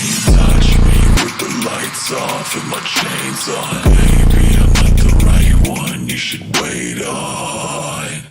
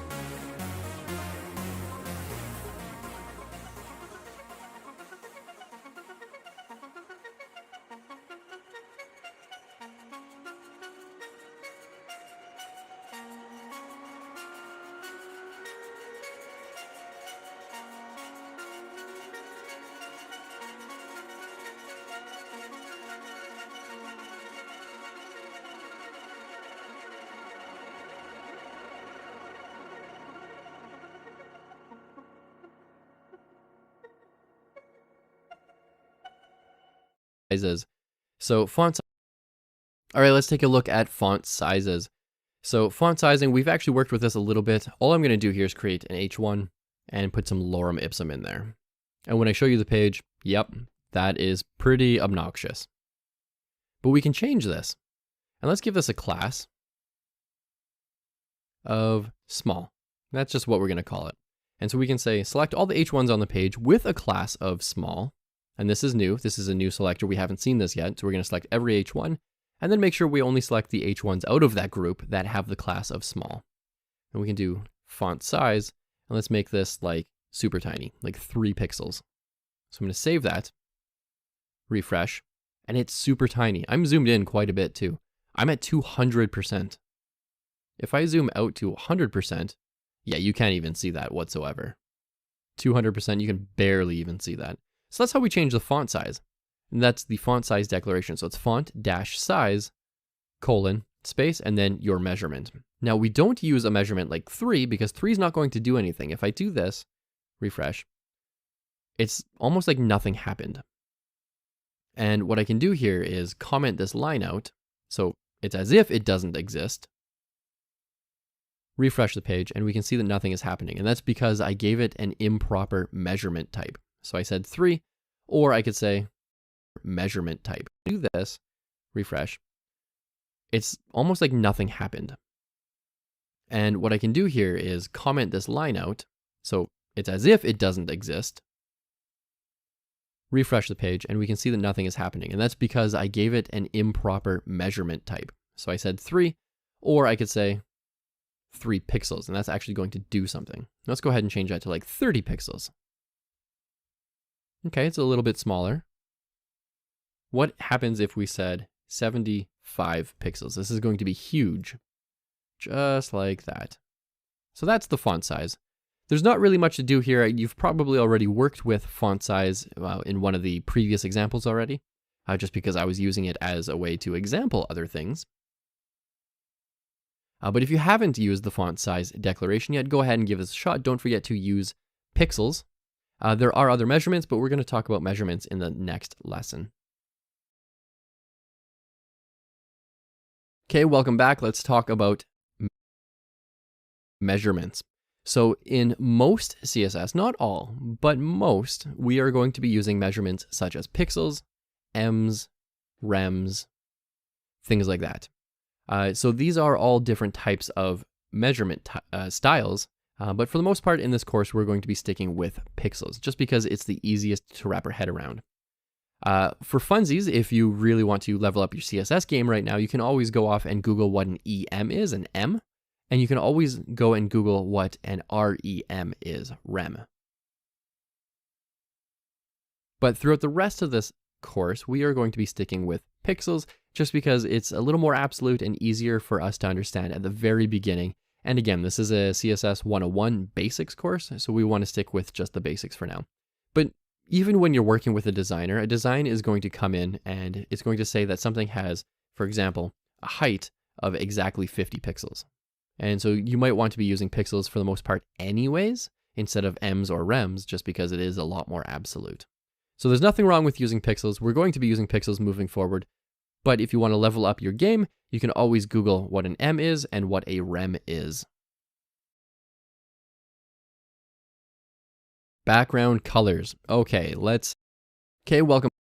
Background colors. Okay, let's save this page. This is a blank page. And when I refresh my page here, we see absolutely nothing. Now we've worked with background colors a little bit, but let's go ahead and start making our page look a little nicer. Let's actually start working with some stuff that we can keep. So I'm going to select my body element, and I want to give this a background dash color, and then a particular color. Now I know I want off-white, and this might be a little bit hard to see at first, but hopefully when I do the transition, it shows up in the video. So this is just regular white, and if I refresh, you can see it's a little bit off now. Now what I can do is I can always right-click, inspect, click my body, and you can see the background color is F5, F5, F5. What if I wanted to change that to red, F00, or black, 000, or default white? Doesn't do anything. F5, F5, F5, and this is what it's going to look like when I toggle this on and off. So white, off-white, white, off-white, something like that, just so it's not as hard on the user's eyes. We could also do something a little darker, F0, F0, F0, and we can toggle this on and off as well. So now we have a very light gray color. So that's a background color. You can use a hex color, you can use a named color, you can use an RGB or an RGBA if you wanted to. We learned about color types already, so feel free to use any color type you are familiar with.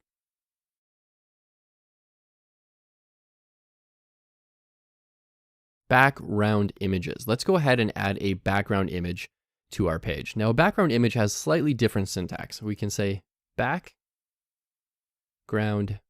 image, and we do image. In HTML, it's img. In CSS, we actually type it out. It's image. And this one isn't just like website.com/img.jpg. Not quite like that. It's very similar, but not quite. Instead, what we do is URL braces or parentheses, and then we put the link in here. Now, this can be a relative link. This can be an image that's in your same folder, or it can be an absolute link. And we learned about those in HTML, so you should be familiar with pathing and absolute and relative links by now. Now, I don't currently have an image. Let's go ahead and grab an image. I'm going to go to unsplash.com. And let's go ahead and grab this cool image, because this is pretty nice looking. Let's grab that original size. That's going to be a big image, but let's grab it. And I just put that image into my CSS folder. So it's right beside my index.html. It's called background.jpg. And you can see in VS Code it shows up here. And when I click it, we can actually see what it looks like. So that's pretty cool. And in the URL, I'm going to say background. I'm going to have to make this just a touch smaller. Background.jpg. And that's going to link, and VS Code is actually smart enough to use this one, but it's going to link to this one over here. And this is a relative link. So let's go ahead, go back to our page, and even though we have a background color, the background image is going to take precedence. So let's go ahead and refresh. And, well, we don't see anything because that image was far too big. So let's go ahead and try to contain this image now. We can do background size, and VS Code is going to give us options there, like we saw. Contain or cover. Let's go with contain and see what the difference is between contain and cover. So save that, refresh.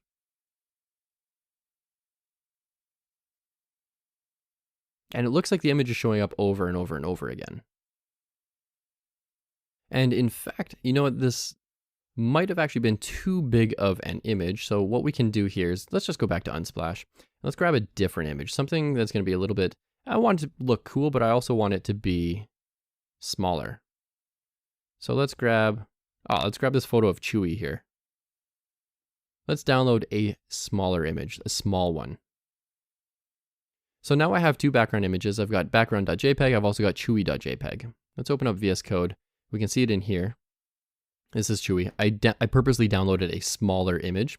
And let's go ahead, comment this out. Let's just backtrack a bit. And let's type in chewie.jpg. That matches the name over here. And with a standard background, there we go. That's better. And we can actually see it's repeating over here a little bit. Let's get rid of this. And that's totally okay. So now let's see what the background size contain does. It makes this image contained in the body element over and over and over and over and over again. What about cover? Cover makes sure that the image takes the entire width, the entire spacing of the entire body element. Now, what's cool about this is we can say div, stuff here, and we can change this from a body to a div. So let's select our only div on the page and refresh. And we can see that it's sort of starting to show up there. Let's go ahead and give this a height as well. Just for funsies, let's do 300 pixels. There we go. We can also give this a background color of something darker. Let's do 000. But we have to move this onto the body. So now we're getting into a little bit of refactoring. This is completely normal. You're going to be doing a lot of refactoring as you start to write more and more code as well. So now we've got a background color of black. We can see the image in here. And it's going to take up as much space as it can from this element. So if we change this height from 300 pixels to 100 pixels, we only see basically the sky. Let's do 200 pixels. And we can see just their heads. Let's change that background size from cover. Let's change it back to contain. And so what this is going to do is try to take this whole image and it's going to contain it in here. Now it's repeating because we want to see the whole image, but it also wants to by default take up as much width as possible. So let's go ahead and change that background repeating. We can do background. Nope, not color. Repeat. And then we can repeat on the x-axis, y-axis, or no repeat. So let's say repeat on the, no, it's already repeating on the x-axis. Let's go ahead and say no repeat. And now we have an image on a page using a div. And this is a common practice. You're going to see this a lot. There is no image element. It's just the background. Now let's see what happens when we go in here and we change this to our old one, background.jpg. We can see that shows up in there as well. And let's just go ahead and undo that. And so this is background images in a nutshell. You have your background image, your URL to whatever resource. You have a background size, contain, you have background repeat. There's also things like background positioning. So we could do background position, and this is going to take, oh, look at all these different measurements. CH, CM, EM, EX, FR, IM, all sorts of things in here. But these ones, we actually want to use the named ones. Let's go ahead and say center on the left axis, or the X axis, left and right, and then center on the Y axis. That's top and bottom. And now we have an image that is perfectly centered. And what you can't see over here is our text still shows up, but we've just centered that image. Now, what I would like you to do is go to unsplash.com, grab an image, any image, change the background size, change how it repeats, change its positioning as well. And if you need a little bit of help with that on a div instead of on a body, you can always just set the height to like 200 pixels and you can make sure that the image actually works on your page, because it's all about positioning. That's really what background images are about. It's about specialized positioning.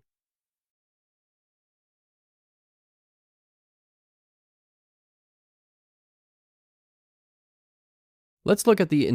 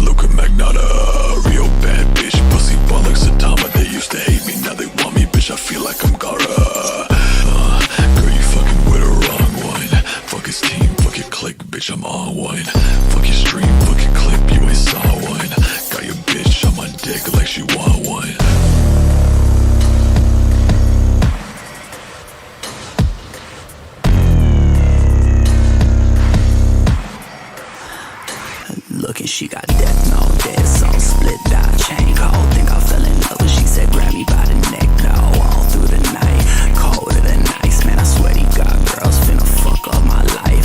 That wing fly like the moon in the sky, she just looking through my soul with them Shinigami eyes, coke in my nose and a blade on her thigh, man, I think this girl is really trying to plan my demise. It's the pumpkin patch king with the corpse with the ring, and she fucked my best friend if I die here today.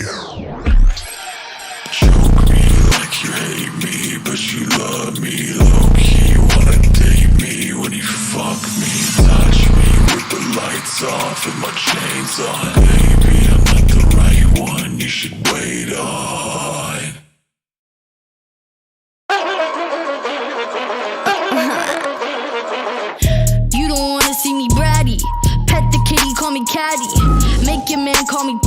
He talk too much, he's too chatty. CEO, I'm savvy. Respect the bitch, I'm a maverick. Flexible, so elastic, but don't you dare bend the bitch backwards. Fuck a princess, I'm a king. Bow down and kiss on my ring. Being a bitch is my kink. What the fuck else did you think? Fuck a princess, I'm a king. Bow down and kiss on my ring. It's gonna hurt, it'll sting. Spitting up blood in the sink. I'm crazy, but you like that. I bite back, dances on your nightstand. Never forget I blossom in the moonlight. Screw eyes, glacier with the blue eyes. I'm terrified.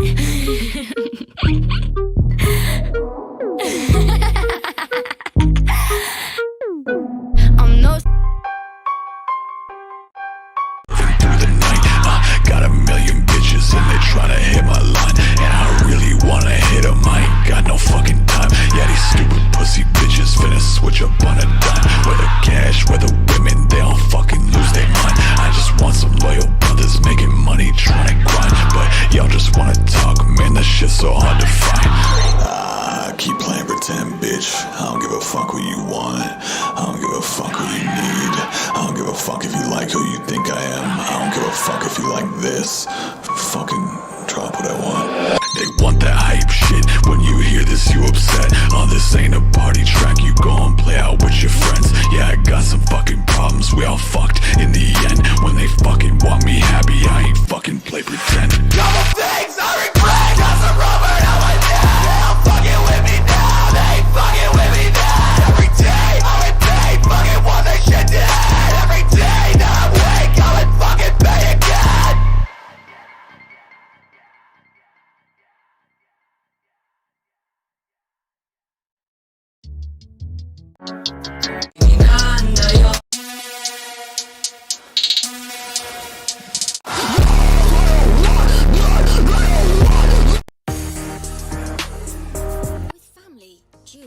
Individual and student plans, there's a whole world of premium waiting. Get a family plan and add up to 6 accounts under one roof. Join Duo with one other listener. Treat yourself with the individual plan, or get a discounted rate if you're a student. Upgrade to premium to unlock 1 month free. Tap the banner to learn more.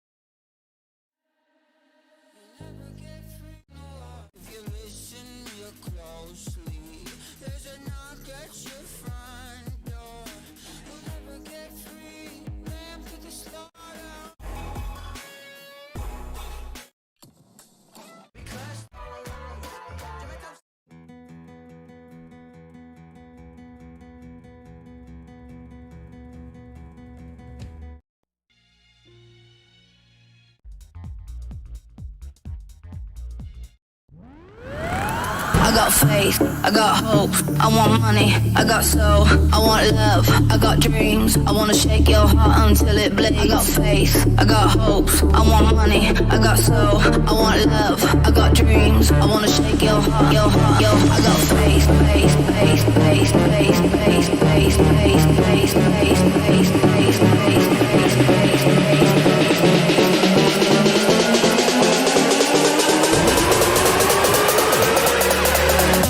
I got faith.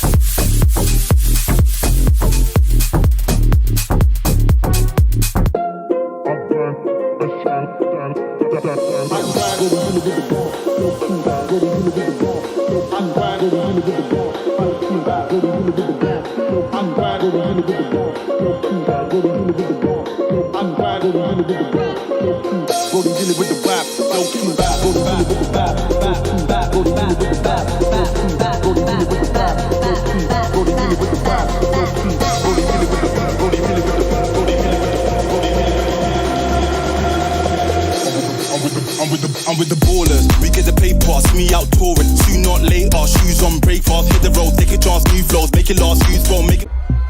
Work, work, work, work, party, everybody.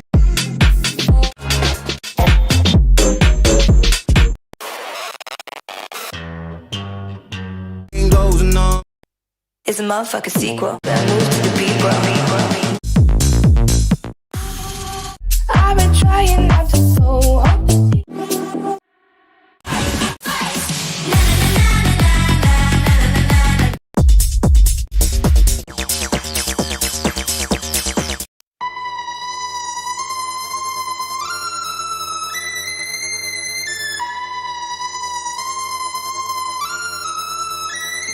punch that motherfucker in the face. You hated what he said, right? Beat his ass, leave him at the stoplight. I know you wanna change. Do shit right, take any do.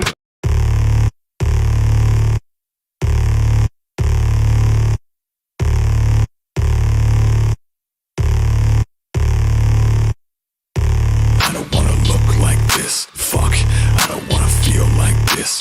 Fuck. Wish I didn't miss her so much. Knew that this would happen. Fuck.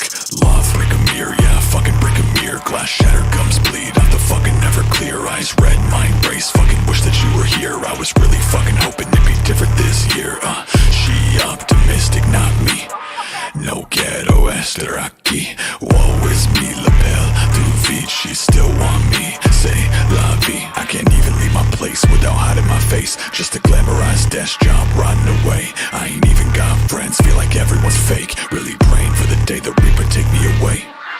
Break a mirror, yeah, fucking break a mirror. Glass shattered, gums bleed. Off the fucking never clear. Eyes red, mind race. Fucking wish that you were here. I was really fucking hoping it'd be different this year. I don't wanna look like this. Fuck. I don't wanna feel like this. Fuck. Wish I didn't miss her so much. Knew that this would happen. Fuck. Love.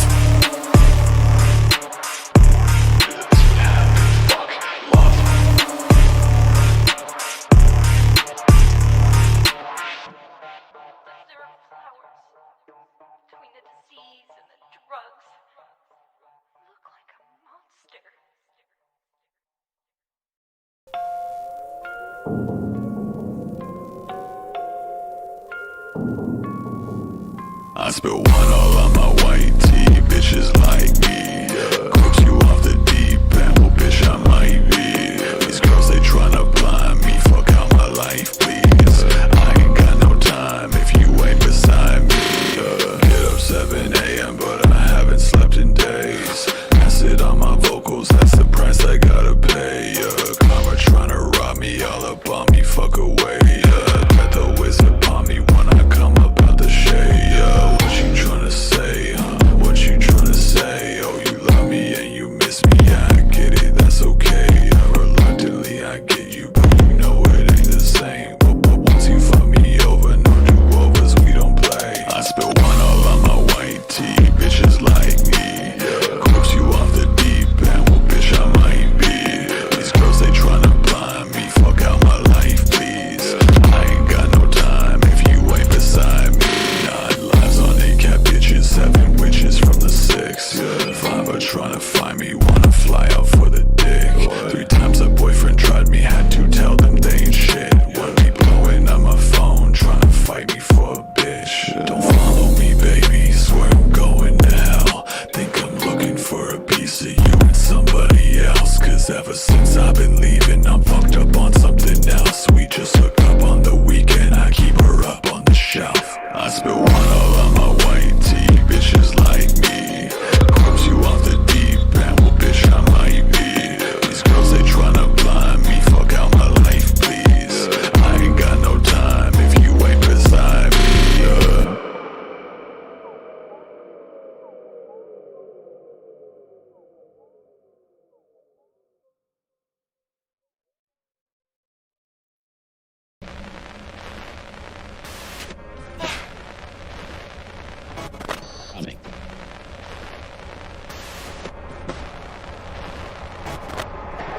Make a stack, Pepe laugh. Got all of these bitches, man, she suck me and I do not give up bands. I feel like Twitch staff, clip that. Ay, this bitch finna give me whiplash. Took my fucking breath away, I'm finna take that shit back. Bitch, you capping and you big mad. I'm just fucking trapping, getting cat girls in some big bands. Pull up constant havoc, jacks but dicey, how I whip that. Make more than you're dead, but I know you wouldn't get that. Messed up, got me looking like no face. Make it rain, leave it wet like a snowflake.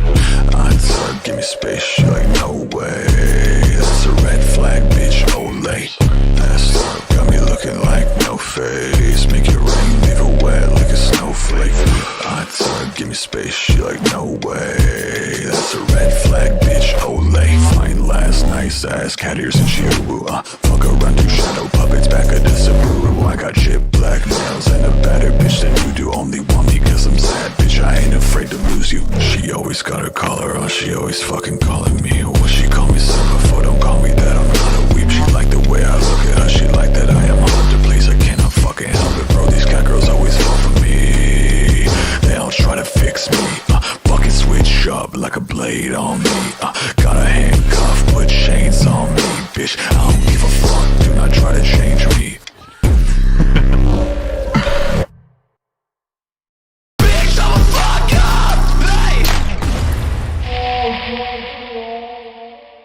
So yeah, you've been making music for 4 years. You're clearly fucking super passionate about it, and you must be good at it. I think do it, bro. You're doing it already, you just haven't posted it. I'm still on the run, opposition's trying to get me. I'm still swerving till I'm done, one off the gas until it's empty. All these bitches trying to front, all my exes can't forget me. I still fucking hate myself, I still fucking can't accept me. I'm still on the run, opposition's trying to get me. I'm still swerving till I'm done, one off the gas until it's empty. All these bitches trying to front, all my exes can't forget me. I still fucking hate myself, I still fucking can't accept me. Bitch, I'm a fuck up, hey, it's why I get fucked up, hey. Bitch, I'm a fuck up, hey, it's why I get fucked up, yeah. I wish you had a simple life, little bitch. I'm mad I can't be satisfied, hey. I fucking stab it now, ask me why. I chase the bag into another eye, little bitch. Spent a lot of my time waiting, fucked up, still trying to figure out how to face it. Got better vision like LASIK, fuck boy, get the fuck out of my face, bitch. Got to the top, I'm spraying, full metal shots, still miss, I'd take them. Never really kid if I'm famous, make real shit while you just fake it. I'm still on the run, opposition's trying to get me. I'm still swerving till I'm done, more off the gas until it's empty. All these bitches trying to front, all my exes can't forget me. I still fucking hate myself, I still fucking can't accept me. Bitch, I'm a fuck up, hey, it's why I get fucked up, hey. Bitch, I'm a fuck up, hey, it's why I get fucked up, yeah. I wish you had a simple life, little bitch. I'm mad I can't be satisfied, hey. I fucking stab it now, ask me why. I chase the bag into another eye, little bitch.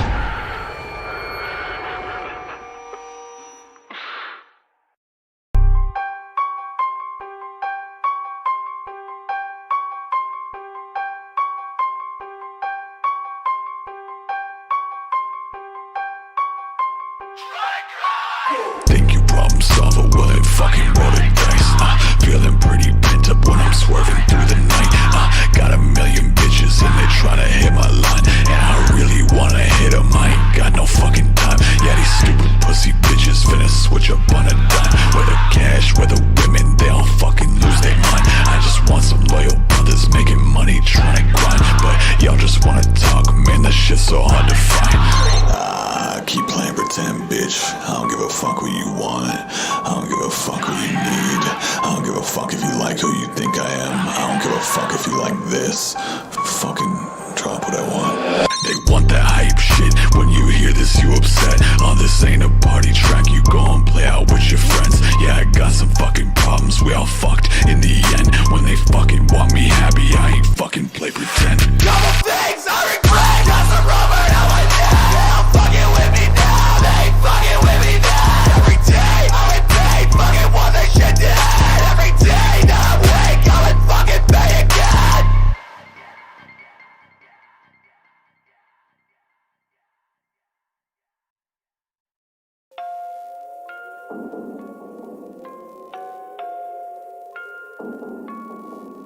I spill wine all on my white tee, bitches like me. Corpse you off the deep end, well bitch I might be. These girls they tryna blind me, fuck how my life please. I ain't got no time if you ain't beside me. Get up 7 a.m. but I haven't slept in days. Acid on my vocals, that's the price I gotta pay. Karma tryna rob me, all up on me, fuck away. Death always upon me when I come up out the shade. What you tryna say, huh? What you tryna say?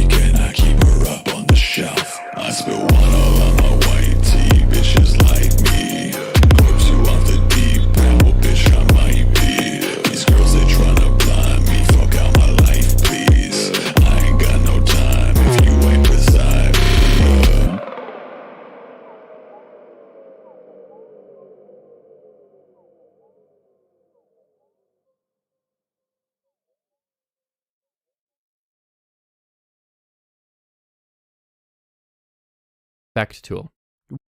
Background images. Let's go ahead and add, this can be a relatively, go back to our page, let's call our image, and let's go ahead over again. Here, and we can change this. We can also give us a background color of something.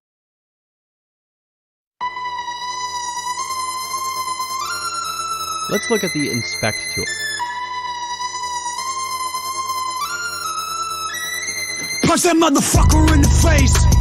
You hated what he said, right? Beat his ass, leave him at the stoplight. I know you wanna change, but nobody's around. So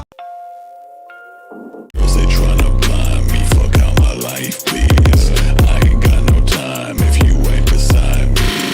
Get up 7 a.m. but I bitch, I'm a fuck up. Choke me like you hate me, but you love me low-key. Wanna date me when you fuck me. Touch me with the lights off and my chains on. Baby, I'm not the right one, you should wait on. She a freak, little bad hoe. Gasper told me kill it, I said let me grab my death note.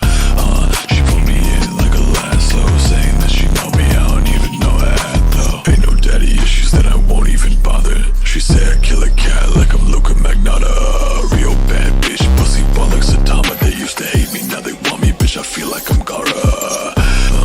Girl, you fucking with the wrong one. Fuck his team, fuck your clique, bitch, I'm on one. Fuck your stream, fuck your clip, you ain't saw one. Got your bitch on my dick like she want one.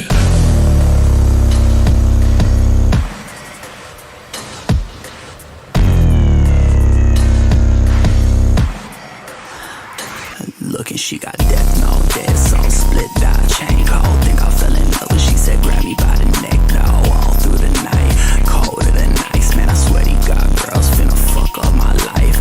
That wing fly like the moon in the sky. She just looking through my soul with them Shinigami eyes. Coke in my nose and a blade on her thigh. Man, I think this girl is really trying playing my demise. It's the pumpkin patch king with the corpse with the ring, and she fucked my best friend if I die here today. Choke me like you hate me, but you love me low-key. Wanna date me when you fuck me. Touch me with the lights off and my chains on. Baby, I'm not the right one, you should wait on. Bitch, I'm a fuck up, hey! So yeah, you've been making music for 4 years. You're clearly fucking super passionate about it, and you must be good at it. Egg Pepe laugh, got out. I'm just fucking trapping, getting cat girls in some big bands. Pull up cosmetic jacks, but dicey how I whip that. Make more than your dad, but I know you wouldn't get that. Messed up, got me looking like no face. Make it rain, leave it wet like a snowflake. Unsub, give me space, you're like no way. This is a red flag, bitch, Olay.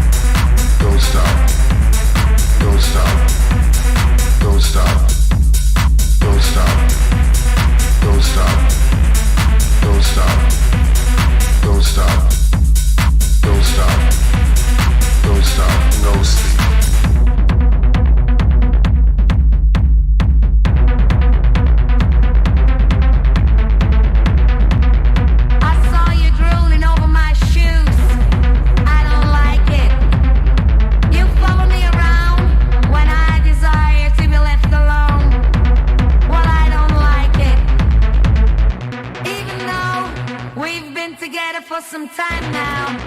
It seems you're always out when I'm in for a good conversation.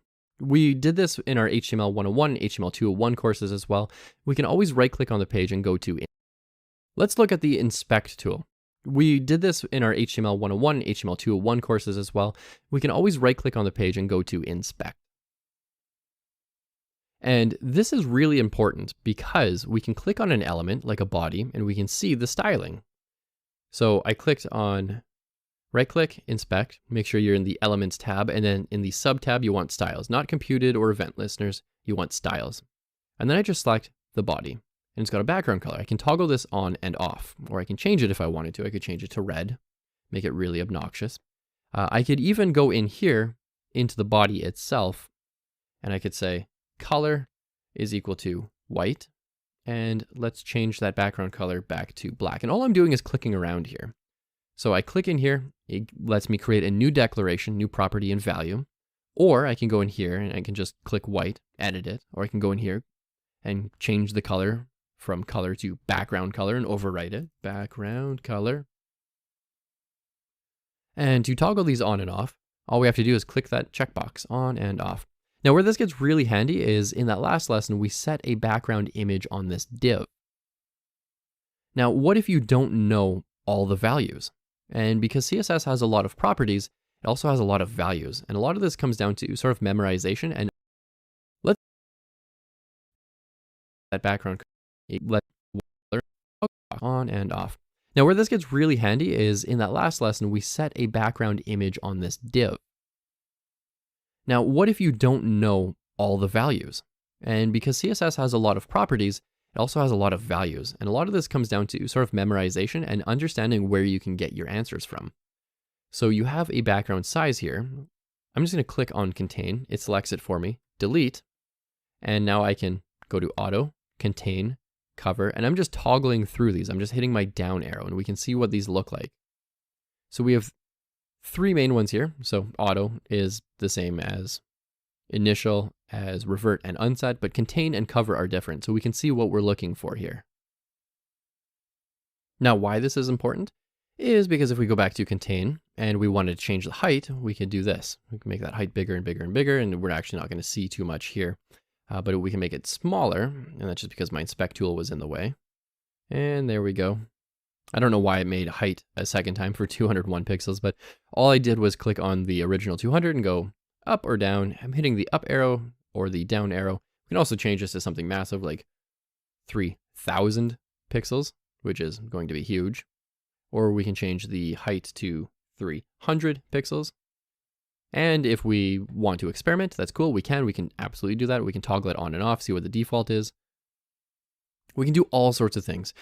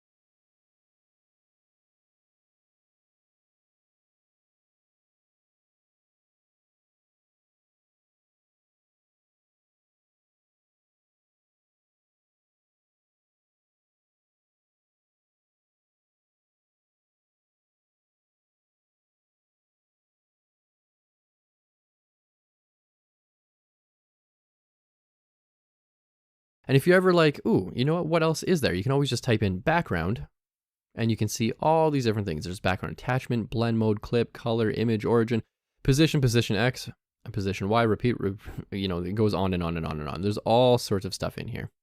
And so if you're ever like, oh, I want to learn more about background images, for example, you can absolutely do that by going into your browser. And the nice thing about this is you don't actually need internet for this whatsoever. You don't need to be able to Google it. You don't need to be able to Bing search it or look for an answer on Stack Overflow. You can do all of this right in your browser.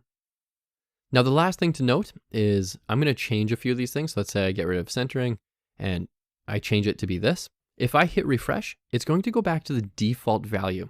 And that's because we didn't actually change anything in our file here. This file is untouched. What our browser essentially does is takes a copy of our index.html file and renders it, and then says, oh, this is the stuff that was rendered. Here, you can play with it. It's a sandbox, it's a playground. So when I hit refresh, it's going to go back to the normal page and I'm going to lose my progress. So usually what I do is I'll change something in there and then I'll take all this, copy it, copy, and then I'll just throw it in here and paste. And then I'll just fix up sort of the syntax here to make it a little more readable. And you can see that it's exactly what we have written already. So that's how I make changes in the browser and then copy it into what I actually want to keep. Moving forward, we're going to be using the inspect tool a lot. And moving forward, you're going to want to rely on the inspect tool to see everything that you can possibly see. Let's take a look at text.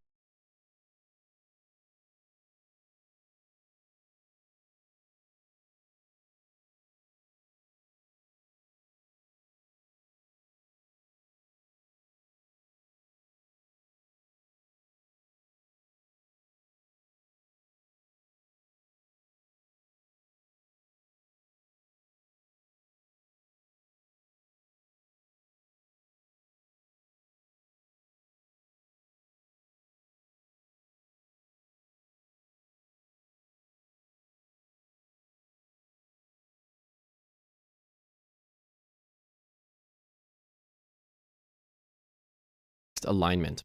So let's say we have an H1 on our page. Hi, my name is Caleb. We can select this H1 and let's do this with an ID. So we've got an ID of intro and we can say select the H1 with an ID of intro. And in here, by default, this is going to be aligned to the left. So let's refresh our page from what we were working with and it's aligned to the left. Now let's say we wanted it to be centered or to the right. We can absolutely do that. All we do is text align and we can say center, justify, left, right, start, inherit, initial, or unset. We want center. And so when we save this and refresh our page, it's centered. Now a cool thing we can do here is we can just go up to our element, right click, inspect. Make sure you've selected that H1 and where it says text align center, we can change this. So this is what center looks like. End, initial, inherit, justify, left, revert, right. There's all sorts of stuff in here. The ones that you're probably going to work with is going to be left, right, justify when there's enough text. And we're not going to get into that one, and center. So left, right, center, and maybe justify. In this lesson, what I want you to do is create some text, use like an H1, and change that text alignment to be centered. Then open up your inspect tool and change it to be right, like that. Now, if you are writing HTML and you've been writing the center element, no longer use that. You can rely on CSS instead. It's better to use CSS than to use the center element. If you have not been using the center element, please ignore that. You saw nothing. Once you are done that, let's head on over to that next lesson.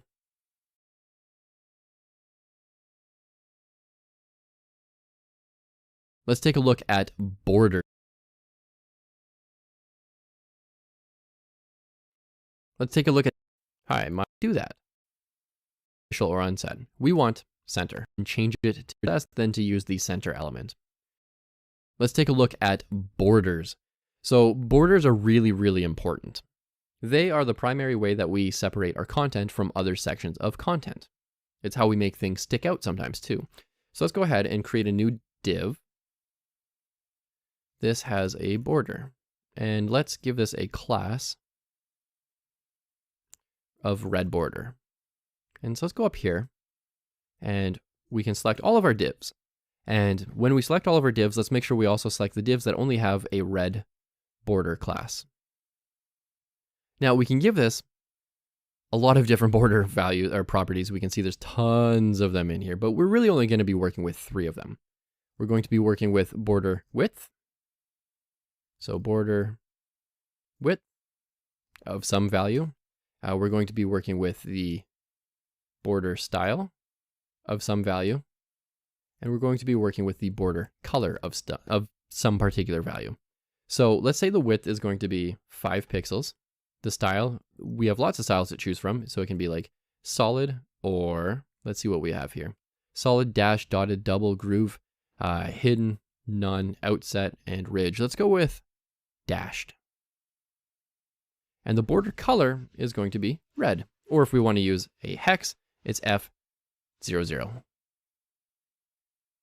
Let's go ahead and refresh our page, and what normally wouldn't have a border now has a border. Now this is really nice for 2 reasons. A, you now have some styling around here. Granted, this is kind of ugly styling, but we do have some styling.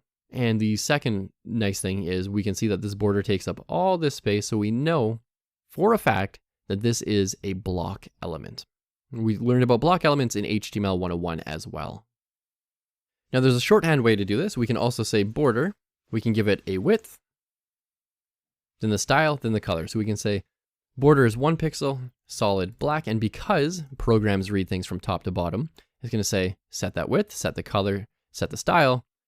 Oh, but actually, not because it's shorthand, just because we've basically rewritten this a second time down here as shorthand, it's going to accept this one. So it writes this to your page, but it's so fast, when it gets a new rule, it says, okay, overwrite that. So now when I refresh the page, this is going to have a 1 pixel border black.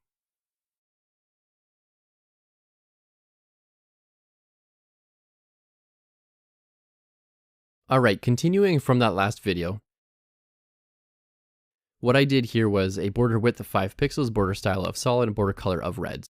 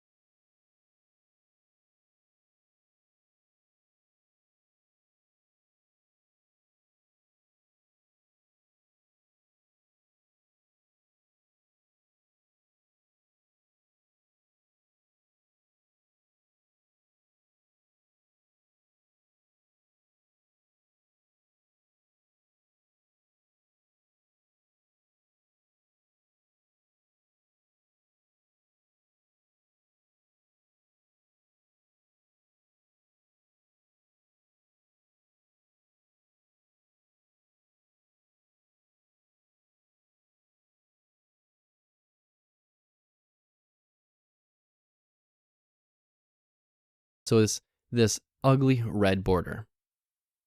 Let's go ahead and make this really atrocious. Let's see if we can really make this obnoxious. 50 pixel width border. Yeah, that's pretty gross. That's honestly too gross.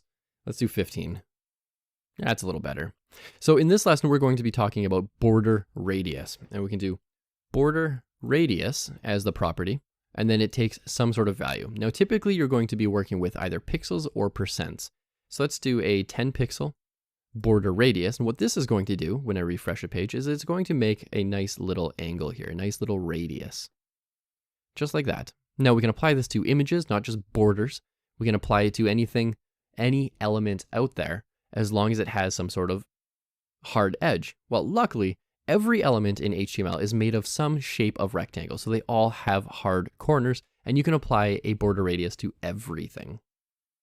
Now, what if we didn't want the border radius to be 10 pixels? What if we wanted it to be as round as it could possibly be? Let's do 50%. That's looking pretty gross. And, you know, it's good to know that we can do things like this as well, because there is a place and time for this. And I'm going to show you right now how this sort of works. Now, this looks disgusting, but what if we said this element has a width of 200 pixels and a height of 200 pixels? Now, it's going to be perfectly square. I'm going to comment this out. And this is going to be perfectly square like this. Let's move that down. And we have a red square. Now, if I uncomment the border radius, we can see it's a perfect circle. So now there is a place and time for a border radius that is super obnoxious, like 50%. Now, what I would like you to do is create a new div on your page, give it a border, some kind of border, give it a border radius of 50%, or 5 pixels, or 10 pixels, or 1 pixel if you want to be like really, really elegant about it. Give it a width and a height so that you have a perfect square, and then just fiddle around with it. So give that a shot, pause the video here, and when you're done, hit resume, and we will learn a little bit more about border radius. Okay, so this is border radius, and what this does is it applies the radius to the left, the top right, bottom left corners all equally. And I commented that out, so we're not going to see that anymore. Now, what we can do is we can specify an individual corner. So we can say border top left radius is going to be, let's say, 5 pixels. Border top right radius, let's make this one obnoxious. Let's make this 50. And let's do border bottom right radius. Let's do this one as 5 pixels. And the border bottom left radius. And now we have something that looks a little bit like a leaf. So now we're starting to make shapes, which is really interesting because all this is a border.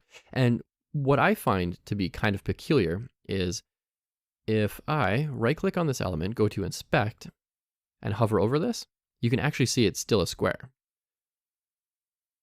Your browser thinks this is a square, but the CSS engine then renders it to not be perfectly square. So what I would like you to do now is try to fiddle around with the border top left radius, top right, and bottom left radius. Now, if you're feeling really spicy and you want to go one step further, we can always do border radius, 5 pixels, 50 pixels, 50%, 5 pixels, 50%. And what this is going to do is top right, bottom left. And that's going here, here, here, and then down here. And that's going to go in a clockwise order. Go ahead and have some fun with this. This can really spice up like your own profile, your portfolio page, if you will.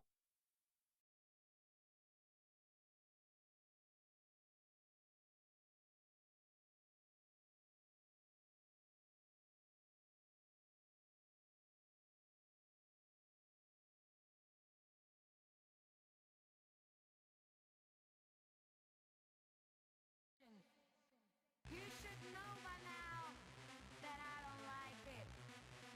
And when it